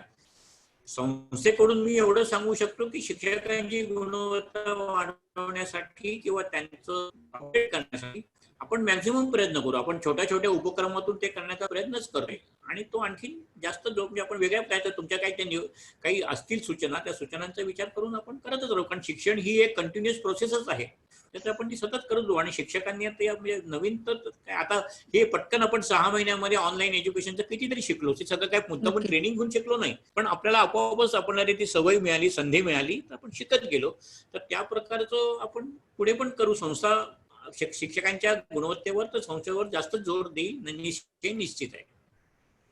नक्की. कारण आता जसं आम्ही म्हटलं की एखादी संकल्पना स्पष्ट, आता ज्याप्रमाणे हे नवीन राष्ट्रीय शैक्षणिक धोरण याची पूर्ण संकल्पना स्पष्ट होण्यासाठी खरं तर आपल्याकडून तुमच्याकडून बरेच प्रयत्न झालेत आणि ते आता स्पष्ट क्लिअर होत आहेत. म्हणजे त्याचे प्रत्येक मुद्दा हा जास्तीत जास्त स्पष्ट झालेला आहे. तर त्याच दृष्टीने आपण आणि ही वेबिनार जो आहे किंवा झूम मीटिंग हा एक प्लॅटफॉर्म खूप छान आहे त्या दृष्टीने आपल्याला वापर करायला. तर नक्कीच सर, थँक्यू. नाही, मी संपवला नाही हा विषय. ते तुम्ही नाही नाही सर, माझा पुढचा प्रश्न आता नाहीये. तुम्ही जे हे करताय ना, की आपण तुमच्या विभागात आपण जर गेल्या 2 वर्षाचा आढावा घेतला तर आपण कितीतरी वेगवेगळ्या प्रकारचे प्रयत्न केले. तुमच्याकडून शिक्षकांच्याकडूनच ते करून घेतलेले आहेत. अशा प्रकारचे वेगवेगळे प्रयोग आपण करत राहू. सगळेच प्रयोग 100% सक्सेसफुल होतील असं नाहीये, पण त्याच्यासाठी जर आपली त्याच्यावर निष्ठा असेल आणि की नाही हे असा हा प्रयोग बरोबर आहे, काही उपक्रम चालवले पाहिजे, तर आपण ते म्हणजे थोडक्यात आपण एक जी काही घोषणा किंवा एक विचार ध्येय डोळ्यासमोर ठेवले की आमची शाळा शिकवणी मुक्त शाळा होईल, 4थी 5वी 7वी 8वी. तर ह्याच्यासाठी हा एक जर धोरण ठेवलं तर आपोआपच आपल्या शाळेची गुणवत्ता त्याच्यासाठी वाढवावी लागणार आहे. आज पालकांचा जो काही शिक्षणाच्या शिकवणीकडे जो कल आहे, ही जी मानसिकता गेल्या 40-50 वर्षात झालेली आहे, जुनी आहे ही. आता आम्ही लहान असताना पण शिकवणीचे वर्ग होतेच, पण आता ते जे काही इसेन्शियल पार्ट असं झालेलं आहे की शाळा आणि क्लास दोन्ही पाहिजेतच. तर ते मला वाटतं त्याला आता आपल्याला छेद देता येईल. म्हणजे अशा प्रकारच्या शिक्षकांची गुणवत्ता, त्याची इन्व्हॉल्वमेंट ह्या सगळ्याचा बदलत गेल्या तर आपण नक्कीच ही शिकवणी मुक्त शाळा हा आपण सत्यात आणू शकतो. अशा प्रकारचं आपण वातावरण निर्मिती करणं हे मुख्य आहे त्याच्यामध्ये.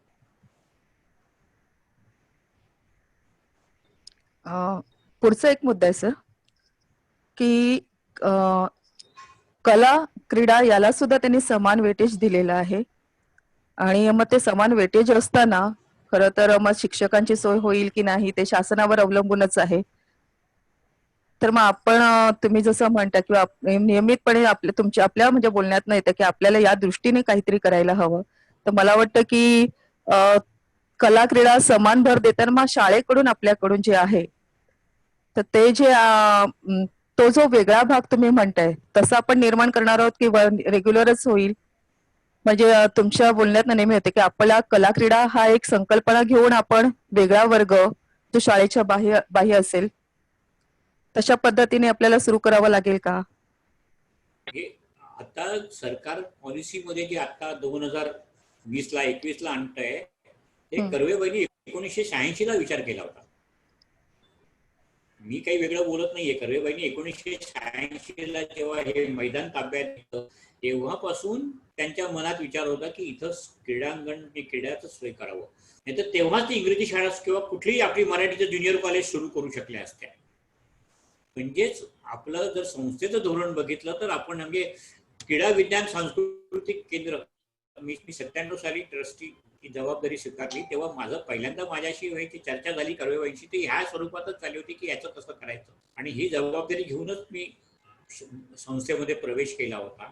आणि तिथपासून आपण किती म्हणजे मला बाकीच्या शाळांबद्दल बोलायचं नाही, पण आपण केवढी तरी प्रगती ह्या क्षेत्रात केलेली आहे, अगोदरच केलेली आहे. म्हणजे त्या सरकारी धोरणांचा अगोदरच. त्यामुळे आपल्याला बरंचसं सोपं जाणार आहे कारण आता आपली मानसिकता त्या दृष्टीने तयार झालेलीच आहे. आज आपल्याकडे आपण जेव्हा म्हणतो की आमच्याकडे 27-28 नॅशनल प्लेअर आहेत आणि त्याच्यातले बरेचसे गोल्ड मेडलिस्ट आहेत, ती थोडी अभिमानाची गोष्ट आहे. म्हणजे आपण जेवढं 10वीच्या बोर्डातल्या किंवा 90% वरचे 99% वरचे बोलतो तेवढंच आपण ह्या नॅशनल प्लेअरचं पण तेवढंच कौतुक करतो. त्याचप्रमाणे संगीतामध्ये आणि इतर कला क्षेत्रामध्ये पण आपले विद्यार्थी चमकलेले आहे. गेल्या 20 वर्षांमध्ये याचं हे स्वरूप बदललेलं आहे. म्हणजे आपल्या शाळेमध्ये क्रीडा संस्कृती निश्चितच रुजलेली आहे आणि कला. आता आपल्याला काय करावं लागेल तर ज्याप्रमाणे नवीन धोरण सरकारचं येईल, आता मला आत्ता माहित नाहीये की आपलं धोरण करताना म्हणजे आता शेवटी तुमच्या 8 पिरियडच असणार आहेत. त्या 8 पिरियडमध्ये मग गणिताचे पिरियड कमी करणार आहेत का, इंग्रजीचे कमी करणार आहेत, त्या कुठल्याही विषयांचं, म्हणजे ज्यांना क्रीडा हा विषय घ्यायचाच आहे आता सरकारने मागच्या वर्षी काढली होती अर्धा दिवस शाळा, जे क्रीडापटू आहे त्यांच्यासाठी अर्धा दिवस शाळा, ते पण नुसती कागदावरच धोरण राहिले, तेवढं ते इम्प्लिमेंटेशन झालेलं नाहीये. तर अशी धोरणं फक्त कागदावर न राहता जेव्हा शासन जे काही नियम करेल त्या नियमांचा अभ्यास करून आपल्याला काय करता येईल ह्याचा आपण विचार करू. पण आपल्या पुढल्या 10 वर्षाच्या धोरणामध्ये ह्या कला आणि क्रीडा ह्या क्षेत्राला पूर्णपणे वाव असेल. आता शाळेच्या पिरियड्स कसे ऍडजस्ट करायचे हे आता आपण नाही सांगू शकत. कुठले तरी पिरियड तर कमी होणारच आहे, कारण एखाद्याला कारण जे काही जो वेळ आहे 6 तासाचा, घड्याळी तासाचा किंवा 8 पिरियड 9 त्याच्यातला, तेवढ्यातच हे सगळं बसवायचं आहे. आता त्याच्यासाठी तेवढे सफिशियंट विद्यार्थी त्या वर्गात आले पाहिजेत. ह्या सगळ्या गोष्टी अवलंबून आहेत. आज आपल्याकडे क्रीडा उपलब्धता सोयी आहेत, अशा एखाद्या दिवस आपल्याकडे क्रीडेची मुलं जास्त येतील. आपल्याकडे नाट्य क्षेत्रातली मुलं अजून नाही आहेत. तर नाट्यक्षेत्र म्हणजे हे सगळं ज्या डिपेंड्स की आपल्याकडे कुठल्या प्रकारचा क्लास येतोय. संस्थेच्या दृष्टीने एक उद्दिष्ट असू शकतं की पुढल्या 10 वर्षामध्ये आपली शिक्षण संस्था ही अशी करायची की नाही, मला हा विषय शिकायचा आहे, मला हे कौशल्य विकसित करायचं आहे, याच्यासाठी मी ह्या शाळेत ऍडमिशन घेणार. काही वर्षापूर्वी देवल नावाचा, देवलकर का देवल, मला वाटतं जंगले सर सांगू शकतील, सांगलीहून आलेला मुलगा, त्यांनी फक्त आपल्या शाळेत ऍडमिशन का घेतली तर त्याला बॅडमिंटन खेळायचं होतं. आज तो नॅशनल प्लेअर होता, त्यावेळेस चॅम्पियन झाला. तो सांगलीहून केवळ एकटा इथं राहायला आला की नाही. श्रीकांत वाड जे मुख्य प्रशिक्षक आहेत त्यांनी सांगितलं की सर ह्या मुलाला मी सांगलीहून आणले, तुम्ही ह्यांच्या शाळेत प्रवेश द्या. आपण त्याला दिला. मी म्हटलं नथिंग डुइंग, तो शाळेत, आणि त्याला संपूर्ण सवलती आपण दिल्या. तर ह्या प्रकारचं वातावरण आपल्याकडे अजून ऑलरेडी आहेच, तेच आपण पुढे चालून ठेवू, आणखीन ते वाढवू शकतो. पण कला आणि क्रीडा जे काही कौशल्य विकास आहे ह्याच्यावर आता संस्थेला जास्त विचार करावाच लागणार आहे. त्या दृष्टिकोनातूनच आता हे जे काही व्हिडिओ बघितले त्याच्यानंतर माझी चर्चा विश्वस्त मंडळाच्या सहकाऱ्यांबरोबर झाली, आणि आता आपल्याला कला अकादमी कशाच देता येईल स्वरूप मनामध्ये तर होतच. पण ह्या एवढ्या मुलांनी त्या अडचणीच्या जागेमध्ये ज्या प्रकारे नृत्य किंवा संगीत किंवा नाटक त्यांनी करून दाखवलं. एका इंग्रजी माध्यमाच्या शाळेच्या मुलींनी तर कटपुतलीचं केलं, इतकं छान केलं तिने. मला वाटतं विशाखा फडके का अनुया फडके, तिचं नाव फडके नाव मला आठवतंय, अनुश्री फडके. म्हणजे कटपुतली म्हणजे मी पपेट शो कधी मी मुलांकडून बघितला नव्हता, आणि तिने इतका कॉन्फिडेंटली करून दाखवला. आणि पहिलीची मुलगी हो, पण तिचं आरुषी नो इट्स अवनी फडके. अवनी जुळ्या बहिणी फडके. येस जुळ्या बहिणी आहेत मला वाटतं. हा पण म्हणजे हे आपल्याकडे जर टॅलेंट असेल तर आपण नक्की ते डेव्हलप करू. त्यामुळे आपली शाळा पुढच्या 10 वर्षाच्या काळात आपली शिक्षण संस्था ही अशा स्किल एक सेंटर होऊ शकतो की नाही. आपल्याला कला कौशल्य डेव्हलप करायचं ना, तर सरस्वती शाळेमध्ये प्रवेश घ्यायला पाहिजे, असं आपण वातावरण तयार करू शकतो त्याच्यामध्ये. धन्यवाद सर. आता माझे तरी प्रश्न झालेले आहेत. सेकंडरी जंगले सर. मला वाटतं देशपांडे बाईंना विचारायचं ना काही. देशपांडे मॅडम. सर आधी मराठी माध्यमाचं पूर्ण करताय का? कारण नाही असं काही नाहीये, कारण माझे प्रश्न 2-3च होते जे श्वेता फडकेंनी विचारले, त्या प्रश्नातच मला उत्तर मिळालेलं आहे सर. म्हणजे एकंदरीत आमच्या सेक्शननी जे काढले त्यामुळे वेगळं काही नव्हतं. आणि अनुषंगाने प्राथमिक वगैरे यांचे प्रश्न येतात तर प्रश्नांची उत्तरं मिळतात. माझ्या डोक्यात फक्त विचार चालू आहे. जर आपल्याला करता आलं, म्हणजे मला तुमच्याशी मुख्याध्यापकांशी बोलून तो हे करायचा आहे की आपण इंटरनॅशनल स्कूल पण सुरू करू शकतो. आत्ताच्या ऑनलाईनच्या दिवसामध्ये इंटरनॅशनलची, मी इंटरनॅशनल शब्द वापरतो याचा अर्थ आपले विद्यार्थी हे वेगवेगळ्या देशामध्ये पण असू शकतात. ओके, अशी इंटरनॅशनल स्कूल की आपण राष्ट्रीयच आहोत, राष्ट्रीयच राहणार आहे. पण आपली एक साधं उदाहरण म्हणजे मला कल्पना कशी सुचली की तिथं सतलज तिथल्या मुलांसाठी आता ऑनलाईन वर्ग घेते, प्री प्रायमरी म्हणजे लहान मुलांसाठी संस्कार वर्ग म्हणून आपण. तर आता ऑनलाईन मध्ये ते फिजिकली मुलं येत नाहीत म्हणून त्यांनी ऑनलाईन सुरू केले. त्यांची एक मोठी संस्था आहे तिकडे तसं त्या ह्याच्यातून. तर आता तिने बाहेरच्या ह्याच्यातली पण ओळखीच्या मैत्रिणींची मुलं घ्यायला सुरुवात केली असं. तर टू स्टार्ट विथ प्री प्रायमरीचे वर्ग जर आपण इंटरनॅशनल कॅलेंडर सांभाळू शकत असू, त्याचे टाइम झोन म्हणजे तुम्हाला रात्री काम करावं लागेल. जर असं होत असेल तर आपण पण प्री प्रायमरीची इंटरनॅशनल ब्रँच काढू शकतो किंवा ऍटलीस्ट संसार वर्ग पण सुरू करू शकतो की आपल्याला त्याच्यात आपलेच माजी विद्यार्थी आज जगामध्ये कितीतरी आहेत. तर ही कल्पना आहे, त्याच्यात आणखी जास्त विचार करून आपण तो विचार करता येईल. म्हणजे तुम्ही आणि भोसेकर मॅडमने जर इंटरेस्ट घेतला तर आपण एक प्री प्रायमरीचं संस्कार वर्गाच्या निमित्ताने का होईना पण एक इंटरनॅशनल स्कूल आपल्याला सुरू करता येईल.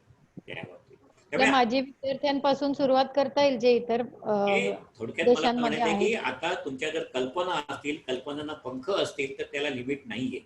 आताच्या परिस्थिती अशी आहे, जर तुम्ही जर त्याचा फायदा घेतला, हे जे काही संकट आहे या संकटातून मात करायचं असेल तर त्याचा फायदा घेण्याची जरुरी आहे. तर हे ऑनलाईन एज्युकेशनचा जर फायदा घेतला आणि क्वालिटी आपण दिली, शेवटी गुणवत्ता हा सगळ्यात, म्हणजे मी सरस्वती शाळेचा माजी विद्यार्थी आहे आणि म्हणून मी माझ्या मुलाला ह्या संस्कार वर्गाला किंवा ह्या वर्गाला घालील असं नाही आता.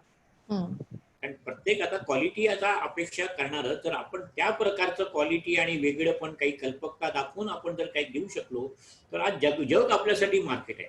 मार्केट हा शब्द चुकीचा आहे, पण आपल्याला आपण जगभरात आपण पोहोचू शकतो त्याच्यात. ग्लोबल स्कूल सुरू करू आपण. ग्लोबल स्कूल करता येईल, ते करता येईल. बाईंना वाटलं आयबी बोर्ड. नाही सर, माझं वेगळंच हे होतं, कारण आजकाल आपण बघतो कुठलीही संस्था नवीन पण उघडलेली त्यांची इंटरनॅशनल स्कूल असते. म्हणजे बऱ्याच गल्ली बोळातल्या शाळेतले पण ते अमुक इंटरनॅशनल स्कूल. तर मला तो मुळात प्रश्न आहे की इंटरनॅशनल स्कूल स्वतःच्या शाळेला लावण्यासाठी काही एक विशिष्ट रिक्वायरमेंट्स असतात का, की which school can be called as international school? एक लेटरहेड लागतं फक्त. कारण आपल्याकडचे पालक त्या इंटरनॅशनल स्कूलचा ओरिजिन कोणी बघायला जातच नाही. एक्झॅक्टली. एक लेटरहेड वर कुठली तरी तिथला कुठला तरी परदेशातला पत्ता टाकलेला लेटरहेड त्या असते शाळा आल्या, त्याची ब्रँच इथे उघडली आम्ही. तिथं त्या शाळेचं स्वरूप काय आहे हे कोण बघायला जात आहे. बरं, वेबसाईटवर तर फारच छान सगळं देता येतं आणि मग त्याचं इथं मार्केटिंग करायचं की आम्ही त्याची ब्रँच इकडं काढली म्हणून. तिचं मूळ स्वरूप काय कोणी बघितलंय. सर, पण तोही एक वेगळा मुद्दा आहे. ब्रांच वेगळी काढणी वेगळं. आता फॉर एक्झाम्पल एक समजा घोडबंदर रोडला एक नवीन शाळा उघडली, त्यांनी दिलंय अमुक इंटरनॅशनल स्कूल. तर मला हा प्रश्न आहे की ही इंटरनॅशनल स्कूल म्हणून घेण्यासाठी त्यांच्याकडे काही वेगळं त्यांच्याकडे पूर्तता करावी असं काही आहे? त्यांच्याकडे कुठलं तरी एक लेटरहेड असतं, त्या लेटरहेड वर कुठला तरी परदेशी पत्ता असतो आणि त्या परदेशी पत्ता आणि त्या लेटरहेड वर सांगतो आम्ही इंटरनॅशनल झालो म्हणून. अच्छा, फार अवघड नाहीये ते करणं. सर, एक थोडी माहिती मिळाली म्हणून बोलते मध्ये. मी श्वेता फडके बोलतेय सर. एक शिकागो मध्ये शाळा आहे, मला आता परवाच कळलेले, आणि मराठी शाळा आहे विद्या जोशींची. तर त्या सगळं मराठी शाळा खूप छान पद्धतीने चालवतात. त्यांच्याकडे सध्या 140 मुले. तर त्यांना ऍक्च्युली कॉन्टॅक्ट करायचा प्रयत्न करते, पण म्हणजे आपल्या शाळेचे उपक्रम वगैरे त्यांना सांगून तुम्ही आता जसं म्हणताय तर तसं एक छान पद्धतीने छोट्या लेवलवर आधी काम करता येते का बघूयात आपण. म्हणजे खूप चांगल्या पद्धतीने त्यांचं काम चालू आहे शॉनबर्गला. तर जर एक छोटा लेख आलाय माझ्याकडे, तर मी तो SMT वरती आपल्या ग्रुपवरती शेअर करते. बघा सगळ्यांनी, जर म्हणजे कोणाला माहिती असेल तर आपण पुढे माहिती काढू शकतो आणि आपले काही उपक्रम किंवा त्यांचे काही उपक्रम वेगळे असतील तर आपण देवाणघेवाण करू शकतो. म्हणजे सुरुवात करायची असेल तर एक आत्ताच मला कळलंय ते मी शेअर केलं फक्त. ठीक आहे, छान करता येईल ना. सिस्टर स्कूल ही संकल्पना आहे, असतेच. नुसता जे काय केलं जरी नुसतं टायअप जरी केलं आपण, सांस्कृतिक कल्चरल टायअप, एज्युकेशनल टायअप, जसा ठाणा कॉलेजनी काही लोक परदेशी संस्थांबरोबर टायअप केलेला आहे, तसं आपल्याला टायअप करता येईल. त्याचे जे काही कायदेशीर नियम आहेत ते सगळे पाळून. तर माध्यमिक तर्फे प्रश्न असा आहे की आता माध्यमिक मध्ये व्यवसाय मार्गदर्शन हा एक नव्याने येऊ घातलेला विषय आहे. तर त्याच्याकरता आपलं जे सध्याचं प्रेझेंट इन्फ्रास्ट्रक्चर आहे त्याच्यामध्ये ते सगळं ऍडजस्ट होण्यासारखी आपण व्यवस्था केली आहे. आता व्यवसाय मार्गदर्शन म्हणजे त्यांना म्हणायचं की वेगवेगळे व्यवसाय होय, असा हा काही एक क्लास वर्ग नसणार की आता नुसतं प्रोफेशनल गायडन्स आपण दिलाय किंवा कन्सल्टन्सी केली तसं नसणार आहे. तर एक तर पहिलं सांगतं की आपल्याला पहिलं जे काही आपल्याकडे आहे मुळात आपल्याकडे काय आहे, तर आपल्याकडे क्रीडा कल्चर, स्पोर्ट्स कल्चर, एक स्पोर्ट्स बॅकग्राऊंड आहे. तर आपल्याला स्पोर्ट्सवर जास्त जोर देता येईल, कारण आपल्याकडे ऑलरेडी त्याचं इन्फ्रास्ट्रक्चर बऱ्याचशा प्रमाणात आहे. दुसरं, आपल्याला कला निकेतन त्या ह्याच्यामध्ये करता येतील, कारण त्याला जागा कमी लागते. म्हणजे संगीत किंवा वादन या नृत्य ह्याच्यामध्ये आपल्याकडे नृत्याचे संध्याकाळचे क्लासेस पण चालतात, तर त्याचे आपल्याला जोर देता येईल. आता जे बेसिकली हँड्स ऑन एक आहेत, म्हणजे कार्पेंटिंग किंवा वेल्डिंग, याला शॉप फ्लोअर लागतं, यंत्रसामुग्री लागते त्याला, ते होतं. तर त्या तशा गोष्टी होणं कठीण आहेत त्याच्यासाठी. म्हणजे प्रश्न जो आहे तो त्या संदर्भातच आहे, म्हणजे कार्पेंट्री किंवा अशा टाईपचे जे आहेत पण ते त्याच्यासाठी ते एकतर त्याला विद्यार्थी तेवढे मिळाले पाहिजे. म्हणजे जरी आपण जागा तयार केलं तसं तयार केलं, आपल्याला जे काही ऑप्शन्स आहेत त्या ऑप्शनचा विचार करून, कारण आपल्याला पुढच्या जागेचा ऑप्शनचा विचार करून आपण ते ठरवणार, तर एक तर मॉनिटरी टर्म्स आपल्याला विचार करावाच लागेल, कारण हे सगळे नॉन एडेड कोर्सेस असणार आहेत त्या ह्याच्यामध्ये, आणि मुलांची संख्या काय आहे, काळाची गरज काय आहे, त्याप्रमाणे आपल्याला ते करावं लागणार आहे. आता LNT सारखी संस्था ह्या स्किल डेव्हलपमेंटमध्ये शिरलेली आहे, की जिथं कन्स्ट्रक्शन इंडस्ट्रीमध्ये जे काही लागतात छोट्या छोट्या गोष्टी, म्हणजे आपण शाळेचं काम चालू असताना आपण बघत होतो की ज्या त्या लोखंडी शिगा, तो जो वाकवण्याचा चौकोन करायला, ती माणसं किती कुशलतेने ते करत होते. 3 सेकंदाला एक ते कडी बनवत होते. तर हे कुठल्या शाळेत शिकवलं जात नाहीये. तर अशा प्रकारचं LNT कंपनीने आता कोर्सेस सुरू केलेत, की तिथं ऍक्च्युअल कन्स्ट्रक्शनचे कोर्सेस होतील. तर ते त्यांना ते सोयीचं आहे. त्यामुळे आपल्याला जे काही सोयीचं आहे ते आपण निश्चित सुरू करू त्या ह्याच्याप्रमाणे.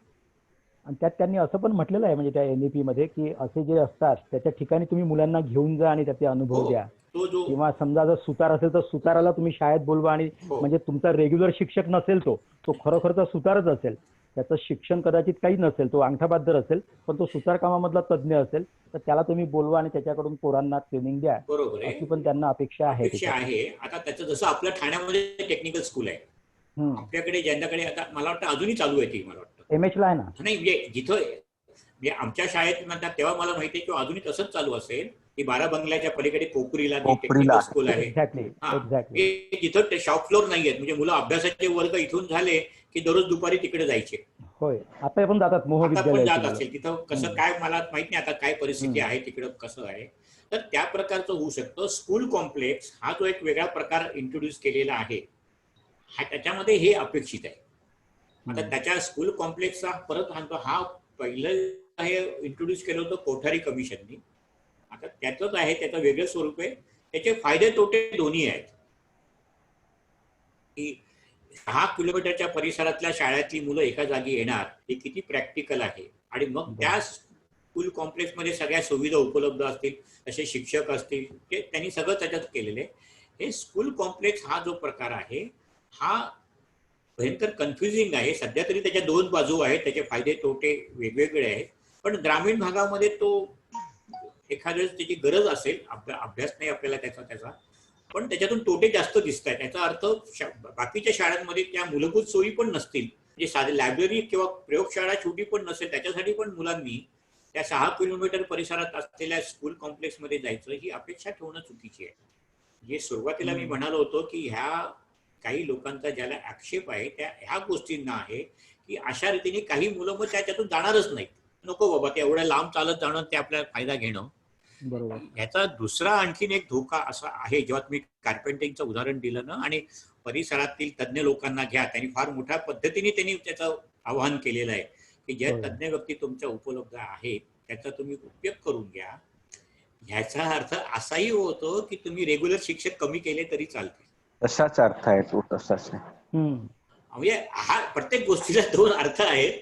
आपल्याला काय करायचंय, आपल्याला सगळ्यांचं चांगलं बघून ज्या गोष्टी घ्यायच्या आहेत त्या कशा करायच्या हे आता आपलं भाग आहे.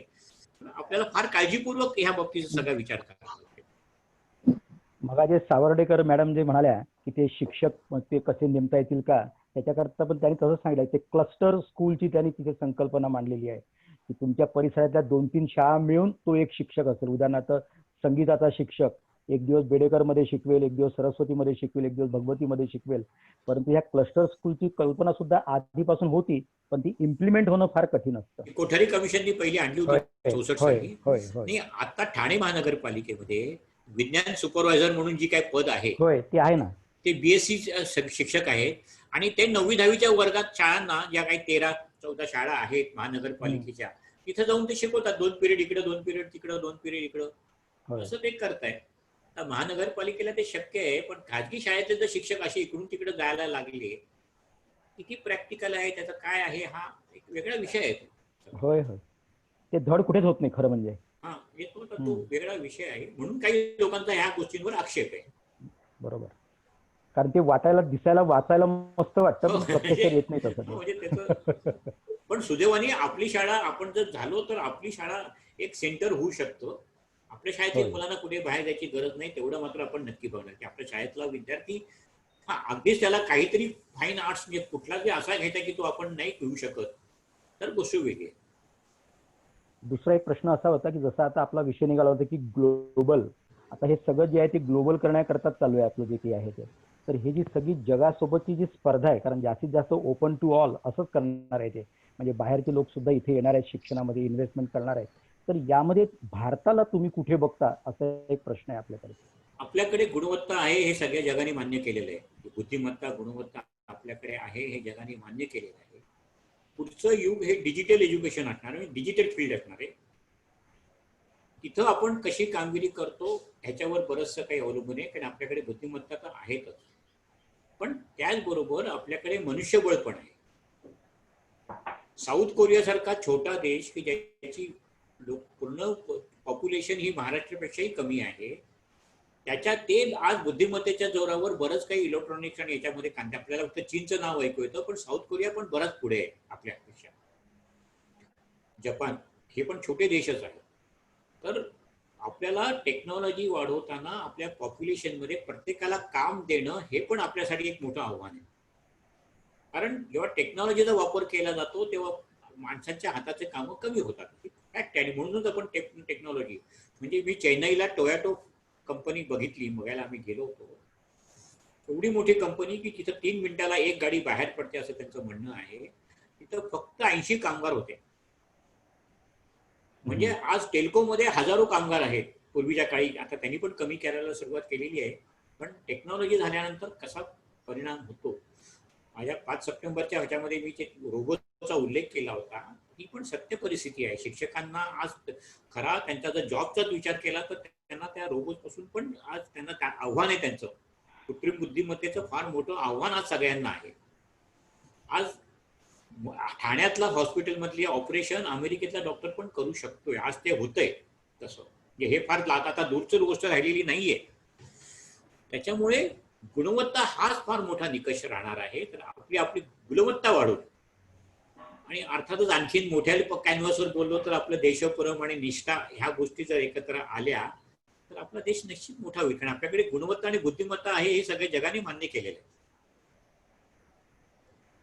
आता माझा शेवटचा प्रश्न म्हणजे माझ्याकडे असलेला की या सगळं जेव्हा फॉर्मल एज्युकेशन असतं तेव्हा त्याच्यामध्ये अंतिम घटक जो असतो समाजातला त्याला डोळ्यासमोर ठेवून करायला पाहिजे असतं. हे जे धोरण आहे, म्हणजे तुमच्याही बोलण्यात सुरुवातीला ते आलंच होतं, प्रश्नचिन्ह म्हणूनच आलं होतं, त्या अंतिम घटकाचं नेमकं काय होईल यामध्ये? थोडक्यात तुम्हाला तळागाळातील किंवा वंचित एक्झॅक्टली म्हणायचं. प्रामाणिकपणे सांगतो, माझा तेवढा विषय अभ्यासाचा नाही. तो माझा जिव्हाळ्याचा विषय असला तरी तो अभ्यासाचा विषय नाहीये.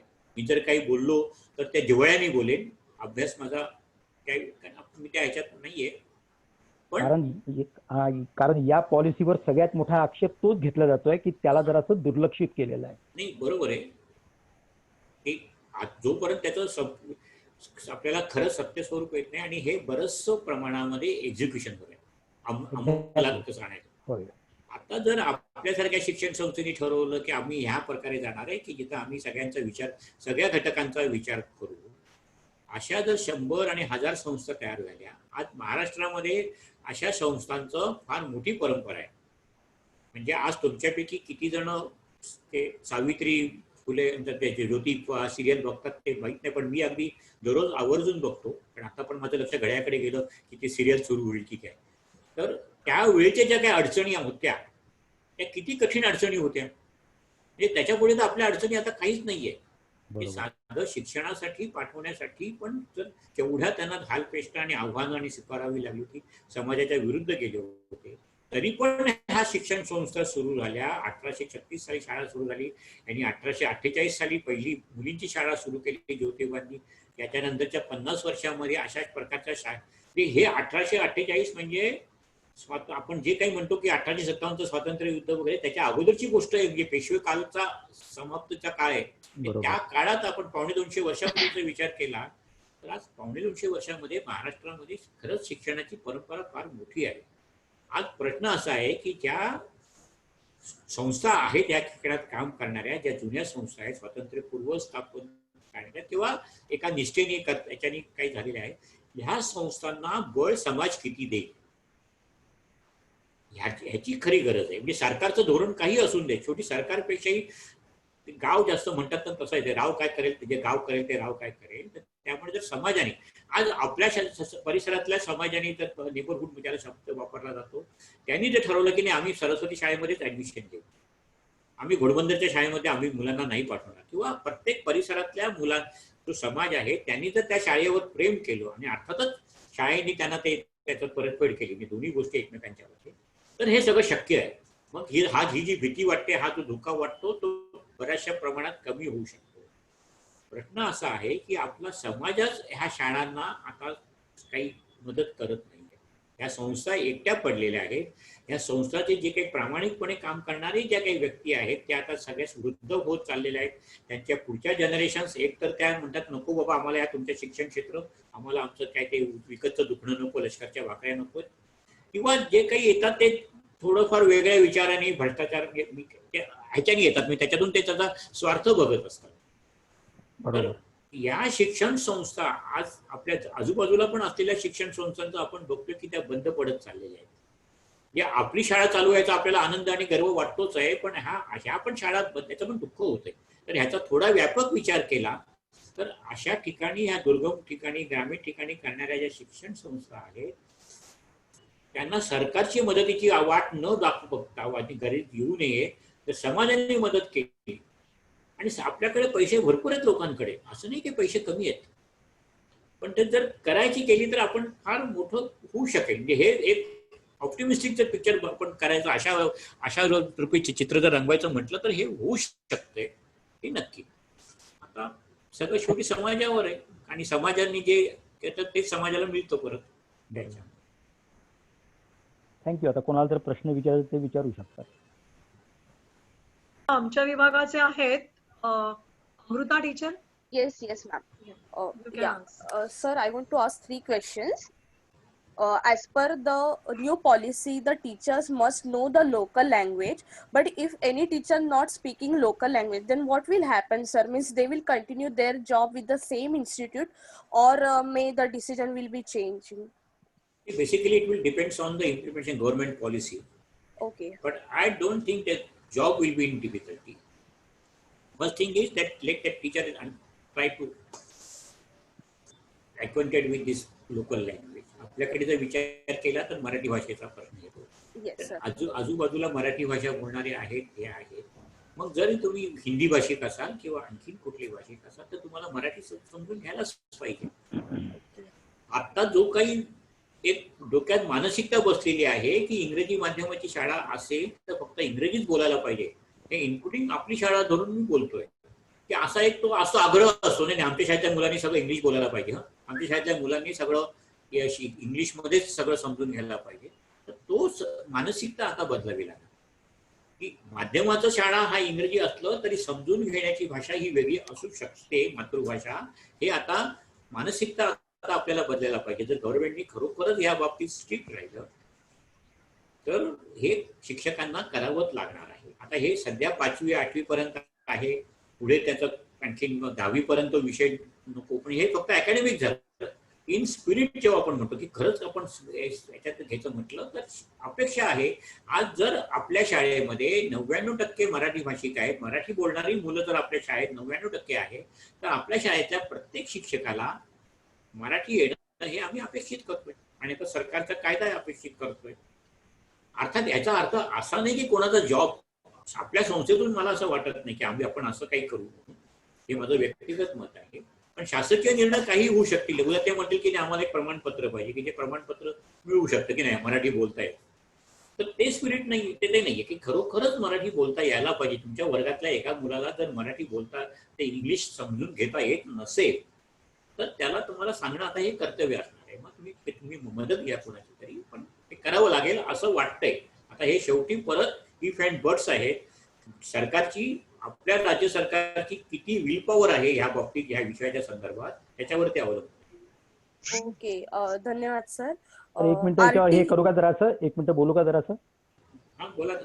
हा, यावर तर त्यांनी असं म्हटलेलं आहे, जो आता अमृता मॅडमने जो प्रश्न विचारला की त्यामध्ये त्यांनी खरं म्हणजे आता महाराष्ट्र आहे म्हणून मराठी असं पण नाही आहे. उदाहरणार्थ जर समजा मेळघाट मधली जर शाळा असेल आणि तिथे जर समजा कोरकू समाज आहे तर त्या शिक्षकाला तिथे कोरकू भाषा येणं आवश्यक आहे. मग त्याने तिथे लोकल लँग्वेज हा शब्द वापरलेला आहे, स्थानिक भाषा. त्या स्थानिक भाषेतून त्या शिक्षकाला शिकवता आलं पाहिजे. मग जे इंग्लिश मिडियमची जरी तिथली शाळा असेल तरी तो शिक्षक त्या विद्यार्थ्याला स्थानिक भाषेमध्ये समजून सांगेल, हा शब्द आहे तिथे खरं म्हणजे. थँक्यू. मागच्या मला वाटतं महाराष्ट्र टाइम्स मध्ये हा लेख आला होता, एका लोकल लँग्वेजवर पुस्तकं कशी तयार केली गेली. पण म्हणजे हे बरोबर आहे, सर बोलले ते बरोबर आहे की शिक्षक त्या परिसरातले असावेत अशी अपेक्षा, म्हणजे आपोआपच ती लोकल लँग्वेज. हा बोला मॅडम, अमृता मॅडम. अमृता नाही, त्या मला वाटते काहीतरी त्यांचा याचा प्रॉब्लेम आहे, बँडविथचा प्रॉब्लेम आहे. Ma'am, she has got freezed. Gauri, you can continue. You ask the second question. Yes, ma'am. तर दुसरा प्रश्न आमचा असा होता की 1 minute. As per NEP, teachers must know the local language. Sorry, that is done. The RT मध्ये चांगले बदल अपेक्षित, पण चांगले बदल म्हणजे गौरी, तू म्यूट वर गेलीस. Okay, sorry. त्यांचा प्रश्न असा आहे शिक्षकांचा की आरटीई मध्ये चांगले बदल अपेक्षित असं म्हणते पॉलिसी. हे चांगले बदल म्हणजे नक्की काय अपेक्षित आहे? म्हणजे आता की फॉर एक्झाम्पल आता आपली एंट्री पॉइंट इज स्टँडर्ड 1 आरटीईचा. आता एंट्री पॉइंट लोअर म्हणजे नर्सरी पासून जाणार का, हा नंबर 1 क्वेश्चन. आणि नंबर 2, चांगले अजून चांगले बदल म्हणजे ते कळलं आम्हाला की ते आता ते 12वी पर्यंत आरटी 12वी पर्यंतचं शिक्षण अंडर आरटी येणार आहे. पण ह्याच्यापेक्षा काय अपेक्षित आहे? आता त्या तुमच्या काही ज्या अडचणी आहेत त्या दूर होतील म्हणजे आपण चांगलं असं म्हणूया. आता पहिला मुद्दा हा वयोगटाचा, की जेव्हा 2005चं शैक्षणिक धोरण आराखडा तयार झाला तेव्हा यशपाल त्याचे अध्यक्ष होते आणि एका सब कमिटीमध्ये मी मेंबर होतो. त्यावेळेस त्याच्यावर बरीच चर्चा चालली होती की तो 6 वर्ष वयाचा वयोगट कमी करायचा. पण सरकार पुढे शासन आणि शासनाच्या अधिकाऱ्यांनी प्रश्न उभे केले होते, ते आर्थिक प्रश्न उभे केले होते की ह्या वयोगटासाठी जर खर्च करायचं म्हणतात तर किती हजार कोटी खर्च जास्त वाढेल. ते हे आणि म्हणून मग त्यांनी जसा क्वालिटी शब्द काढून टाकला, क्वालिटी एज्युकेशन म्हणजे गुणवत्तापूर्ण शिक्षणाचा अधिकार, त्याच्यात गुणवत्तापूर्ण हा शब्द काढून टाकला. तसा हा वयोगट पण त्यांनी 6 वर्षापर्यंत वाढवला. त्याचं मुख्य कारण हे आर्थिक आहे. त्याला नंतर मुलामा दिला गेला की 6 वर्ष मुलं समजता येतात. आता आपण अशी अपेक्षा करूया, आता त्यांनी हे पण दिलेले आहे आरटीई मध्ये मुलांची आणि शिक्षकांची इम्प्लिमेंटेशन, म्हणजे किती वर्ग 25 मुलांमागे. आता नवीन आराखड्यामध्ये 25 मुलांचं दिलेलं आहे आणि वरच्या वर्गामध्ये 30 आणि हे आरटीई मध्ये पण होतं. पण ते इम्प्लिमेंट करण्याच्या जी काही मशिनरी असते त्याचा काहीच कुठे काही वापर झाला नाही. म्हणजे आता ज्या काही शाळा नियम तोडतायत त्याच्यावर कुठलीच काही ऍक्शन होत नाही. तेव्हा आता अशी अपेक्षा आहे की त्याच्यावर काहीतरी स्पेसिफिक रूल्स रेग्युलेशन पण येतील. ह्या सगळ्या ह्याच्यामध्ये सरकारचा मुख्य प्रॉब्लेम असतो की पैसे कसे वाचवायचे. आज 13 लाख कोटी रुपये शिक्षणासाठी पाहिजेत आणि आपल्या सरकारचं बजेट काही 1000 कोटी रुपये. आपण 6% GDP वरचा खर्च शिक्षणावर करावा असा आदर्शपणे म्हणतोय, की जिथं फिनलँड सारखा देश 16% करतो. अर्थात फिनलँड फार लहान आहे आपल्याला, पण आपण 2 पॉईंट पण करत नाही. तर शेवटी जेव्हा एखादा कायदा आणि हक्क दिले जातात जनतेला, कॉमन माणसाला, तेव्हा सरकार विचार करतं की त्याच्यासाठी आपल्याला खर्च किती वाढणार आहे. तर RTEतला पुढचा जे काही बदल होतील हे त्यात फारसं जास्त अपेक्षा करण्यात काही अर्थ नाही, कारण ऑलरेडी RTE कायदा बराचसा विचार करून तो आलेला आहे आणि त्याचा प्रत्येक बदलाला बदलण्याचा अमेंडमेंट करण्याची जी काही प्रोसिजर आहे ती फार क्लिष्ट आहे. मला अजूनही खात्री नाहीये, म्हणजे व्यक्तिगत माझं मत, की वयोगट पण RTE मध्ये खाली येईल की नाही. कारण प्री प्रायमरी हा एंट्री पॉइंट हा आत्ता सगळ्या शाळांसाठी, ज्या विना अनुदानित शाळा आहेत त्यांच्यासाठी हा मोठा इन्कम सोर्स आहे.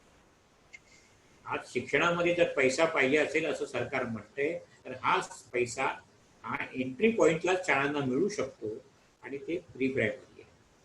शुल्क कायद्याच्या अंतर्गत जे काही प्रकार चाललंय त्याला बहुतेकांना कोर्टाने स्टे ऑर्डर दिलाय, कारण स्कूल मॅनेजमेंटची बॉडी स्ट्रॉंग असते. ते सगळं सांगतात की आमचा खर्च हा एवढा आहे.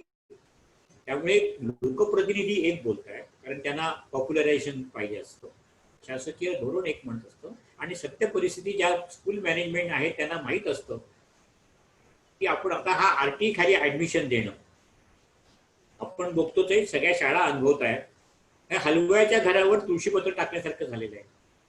हा 25% मुलांचा खर्च शाळेवर टाकून सरकार मोकळं झाले. ते जे काही पैसे मिळतात ते मिळतात, नाही मिळत, पण हा शिक्षण देण्याचा खरंच सगळ्यात पहिली जबाबदारी सरकारवर होती.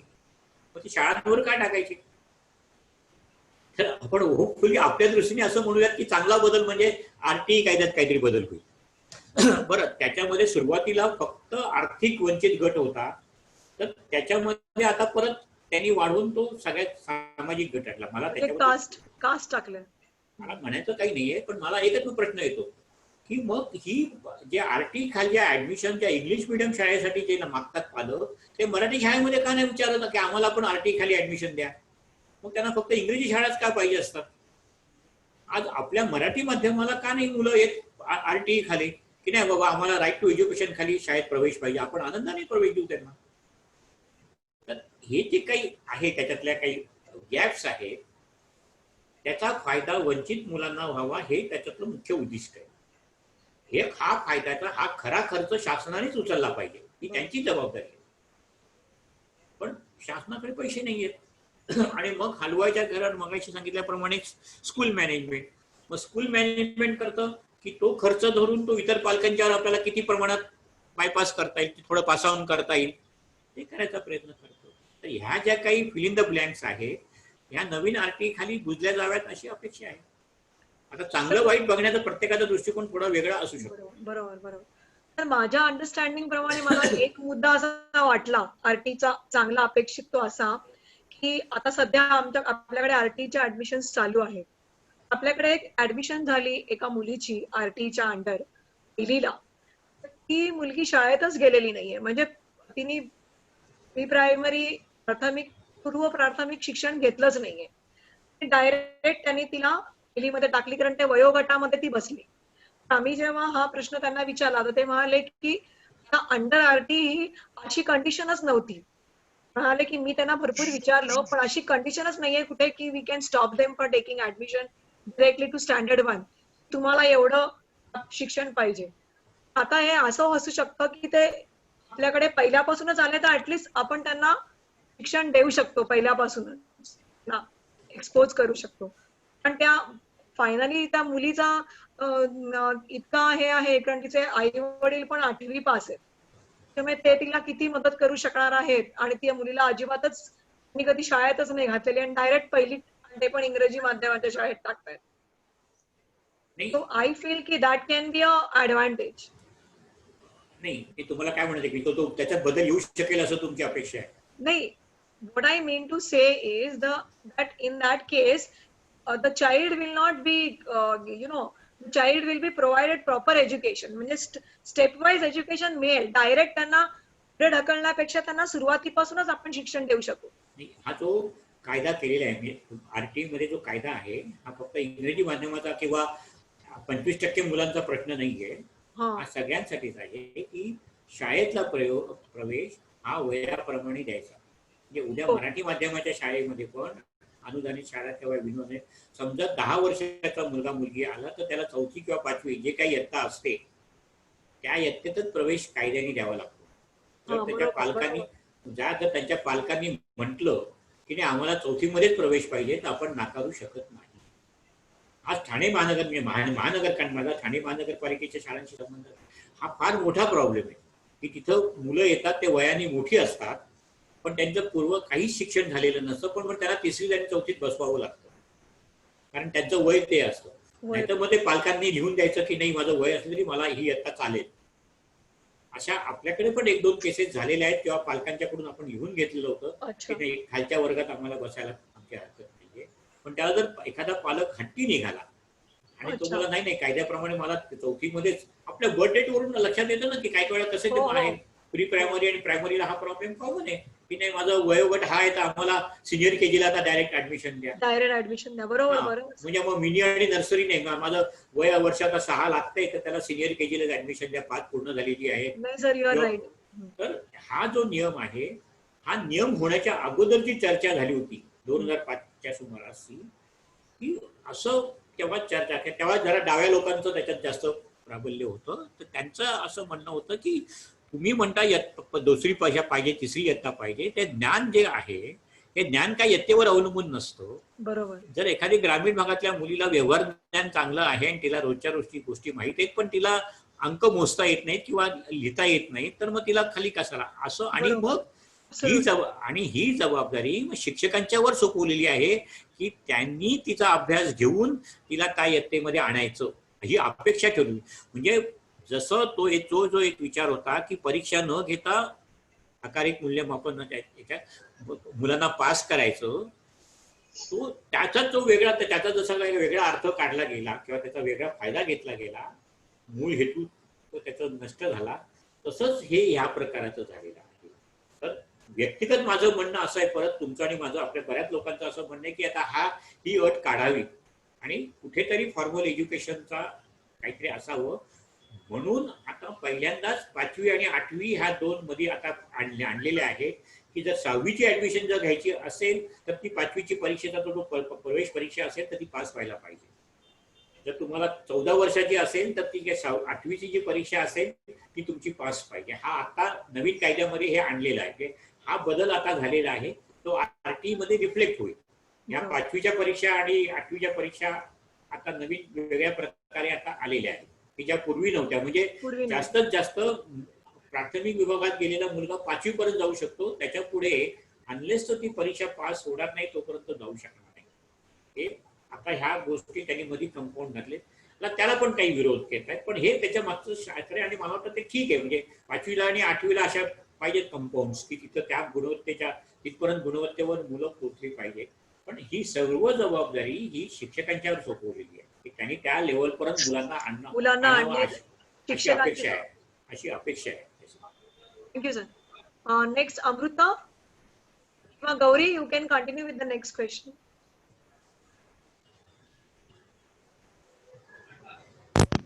आठवी पर्यंतच शिक्षण हे मातृभाषेत होईल पण ही मातृभाषा ही त्या मुलाची महाराष्ट्र राज्याची म्हणजे मराठी असावी लागेल असं काही असं नाही. आता जंगले सरांनी सांगितलं ना राईट लोकल भाषा शब्द लोकल भाषेत राईट.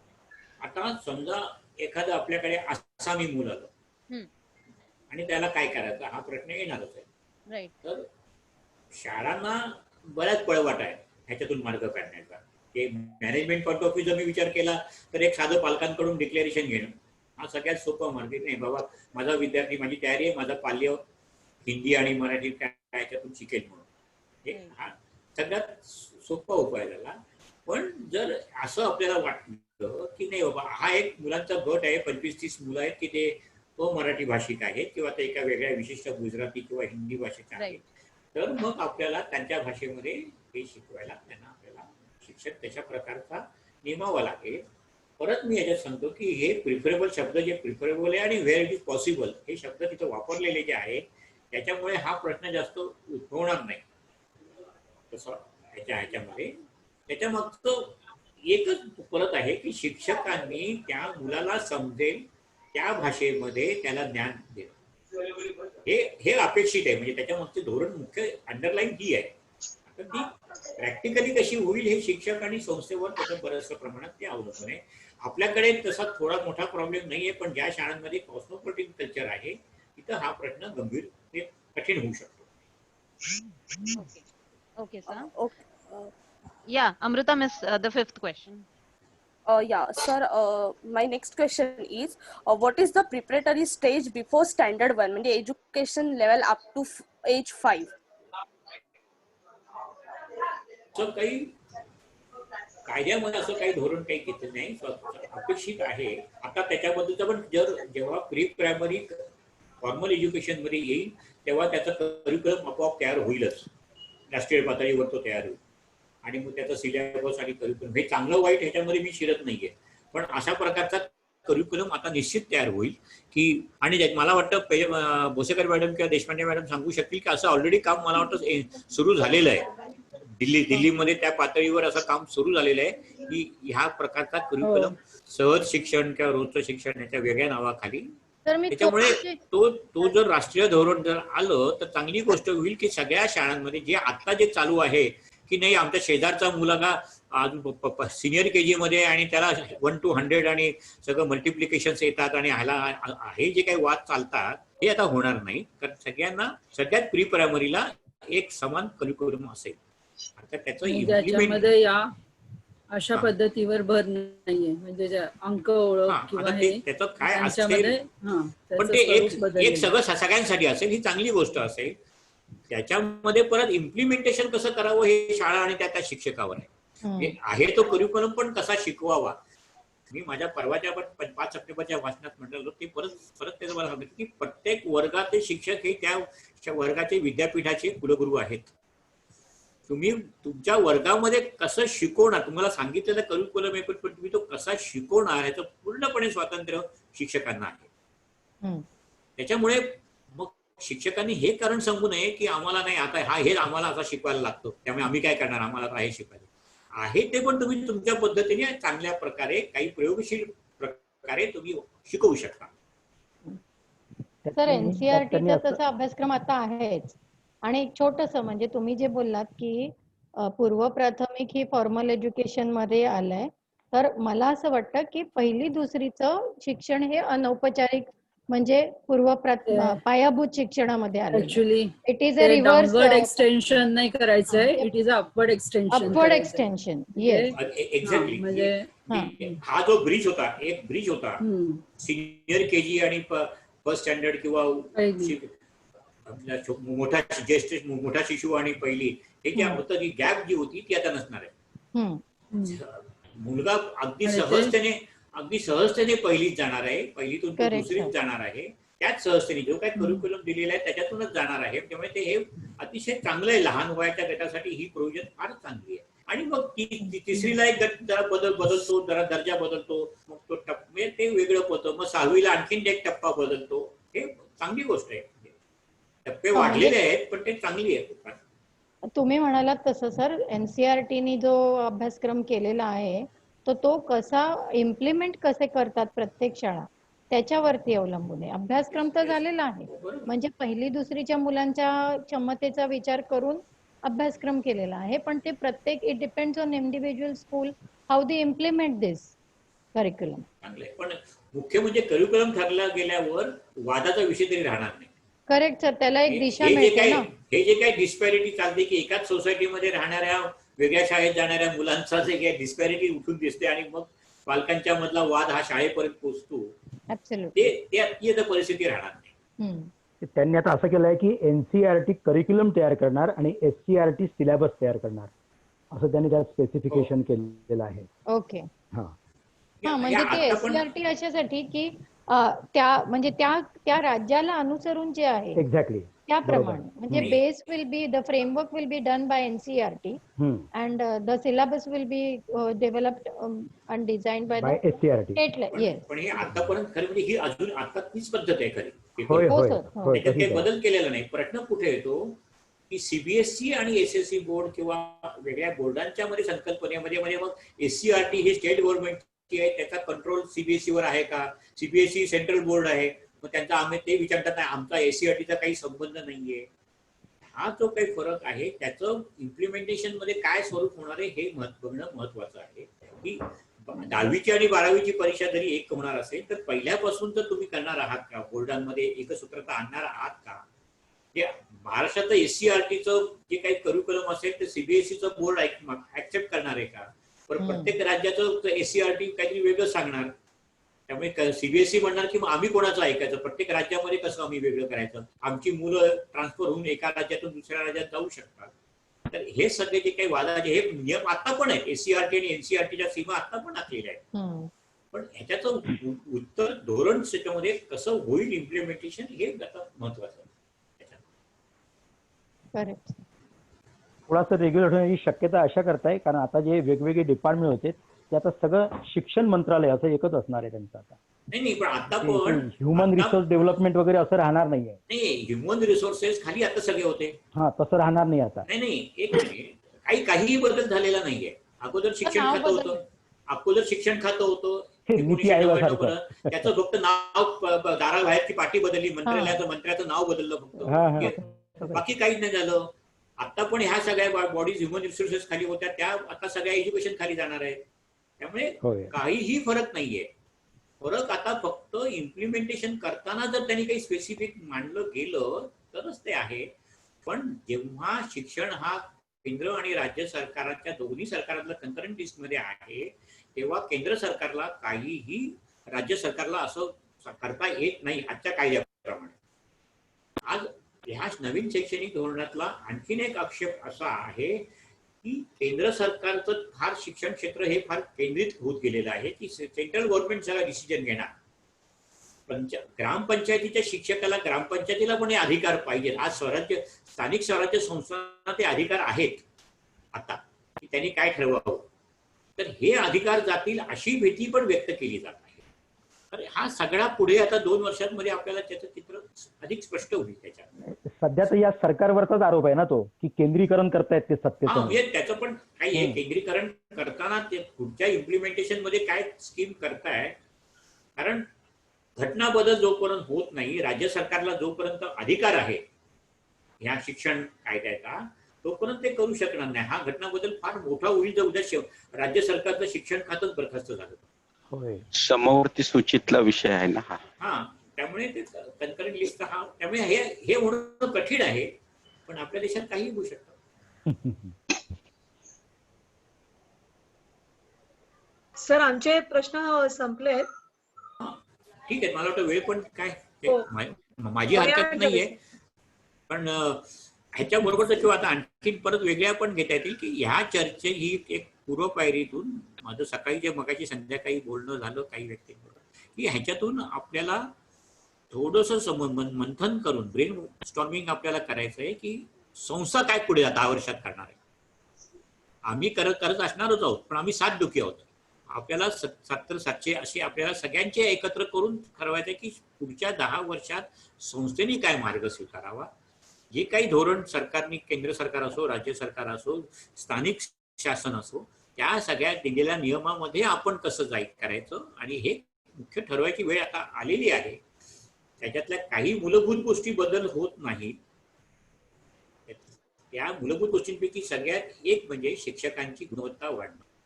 ह्याच्यात बदल काही होणार नाही, कारण ते शेवटी शिक्षण केंद्रित आहे.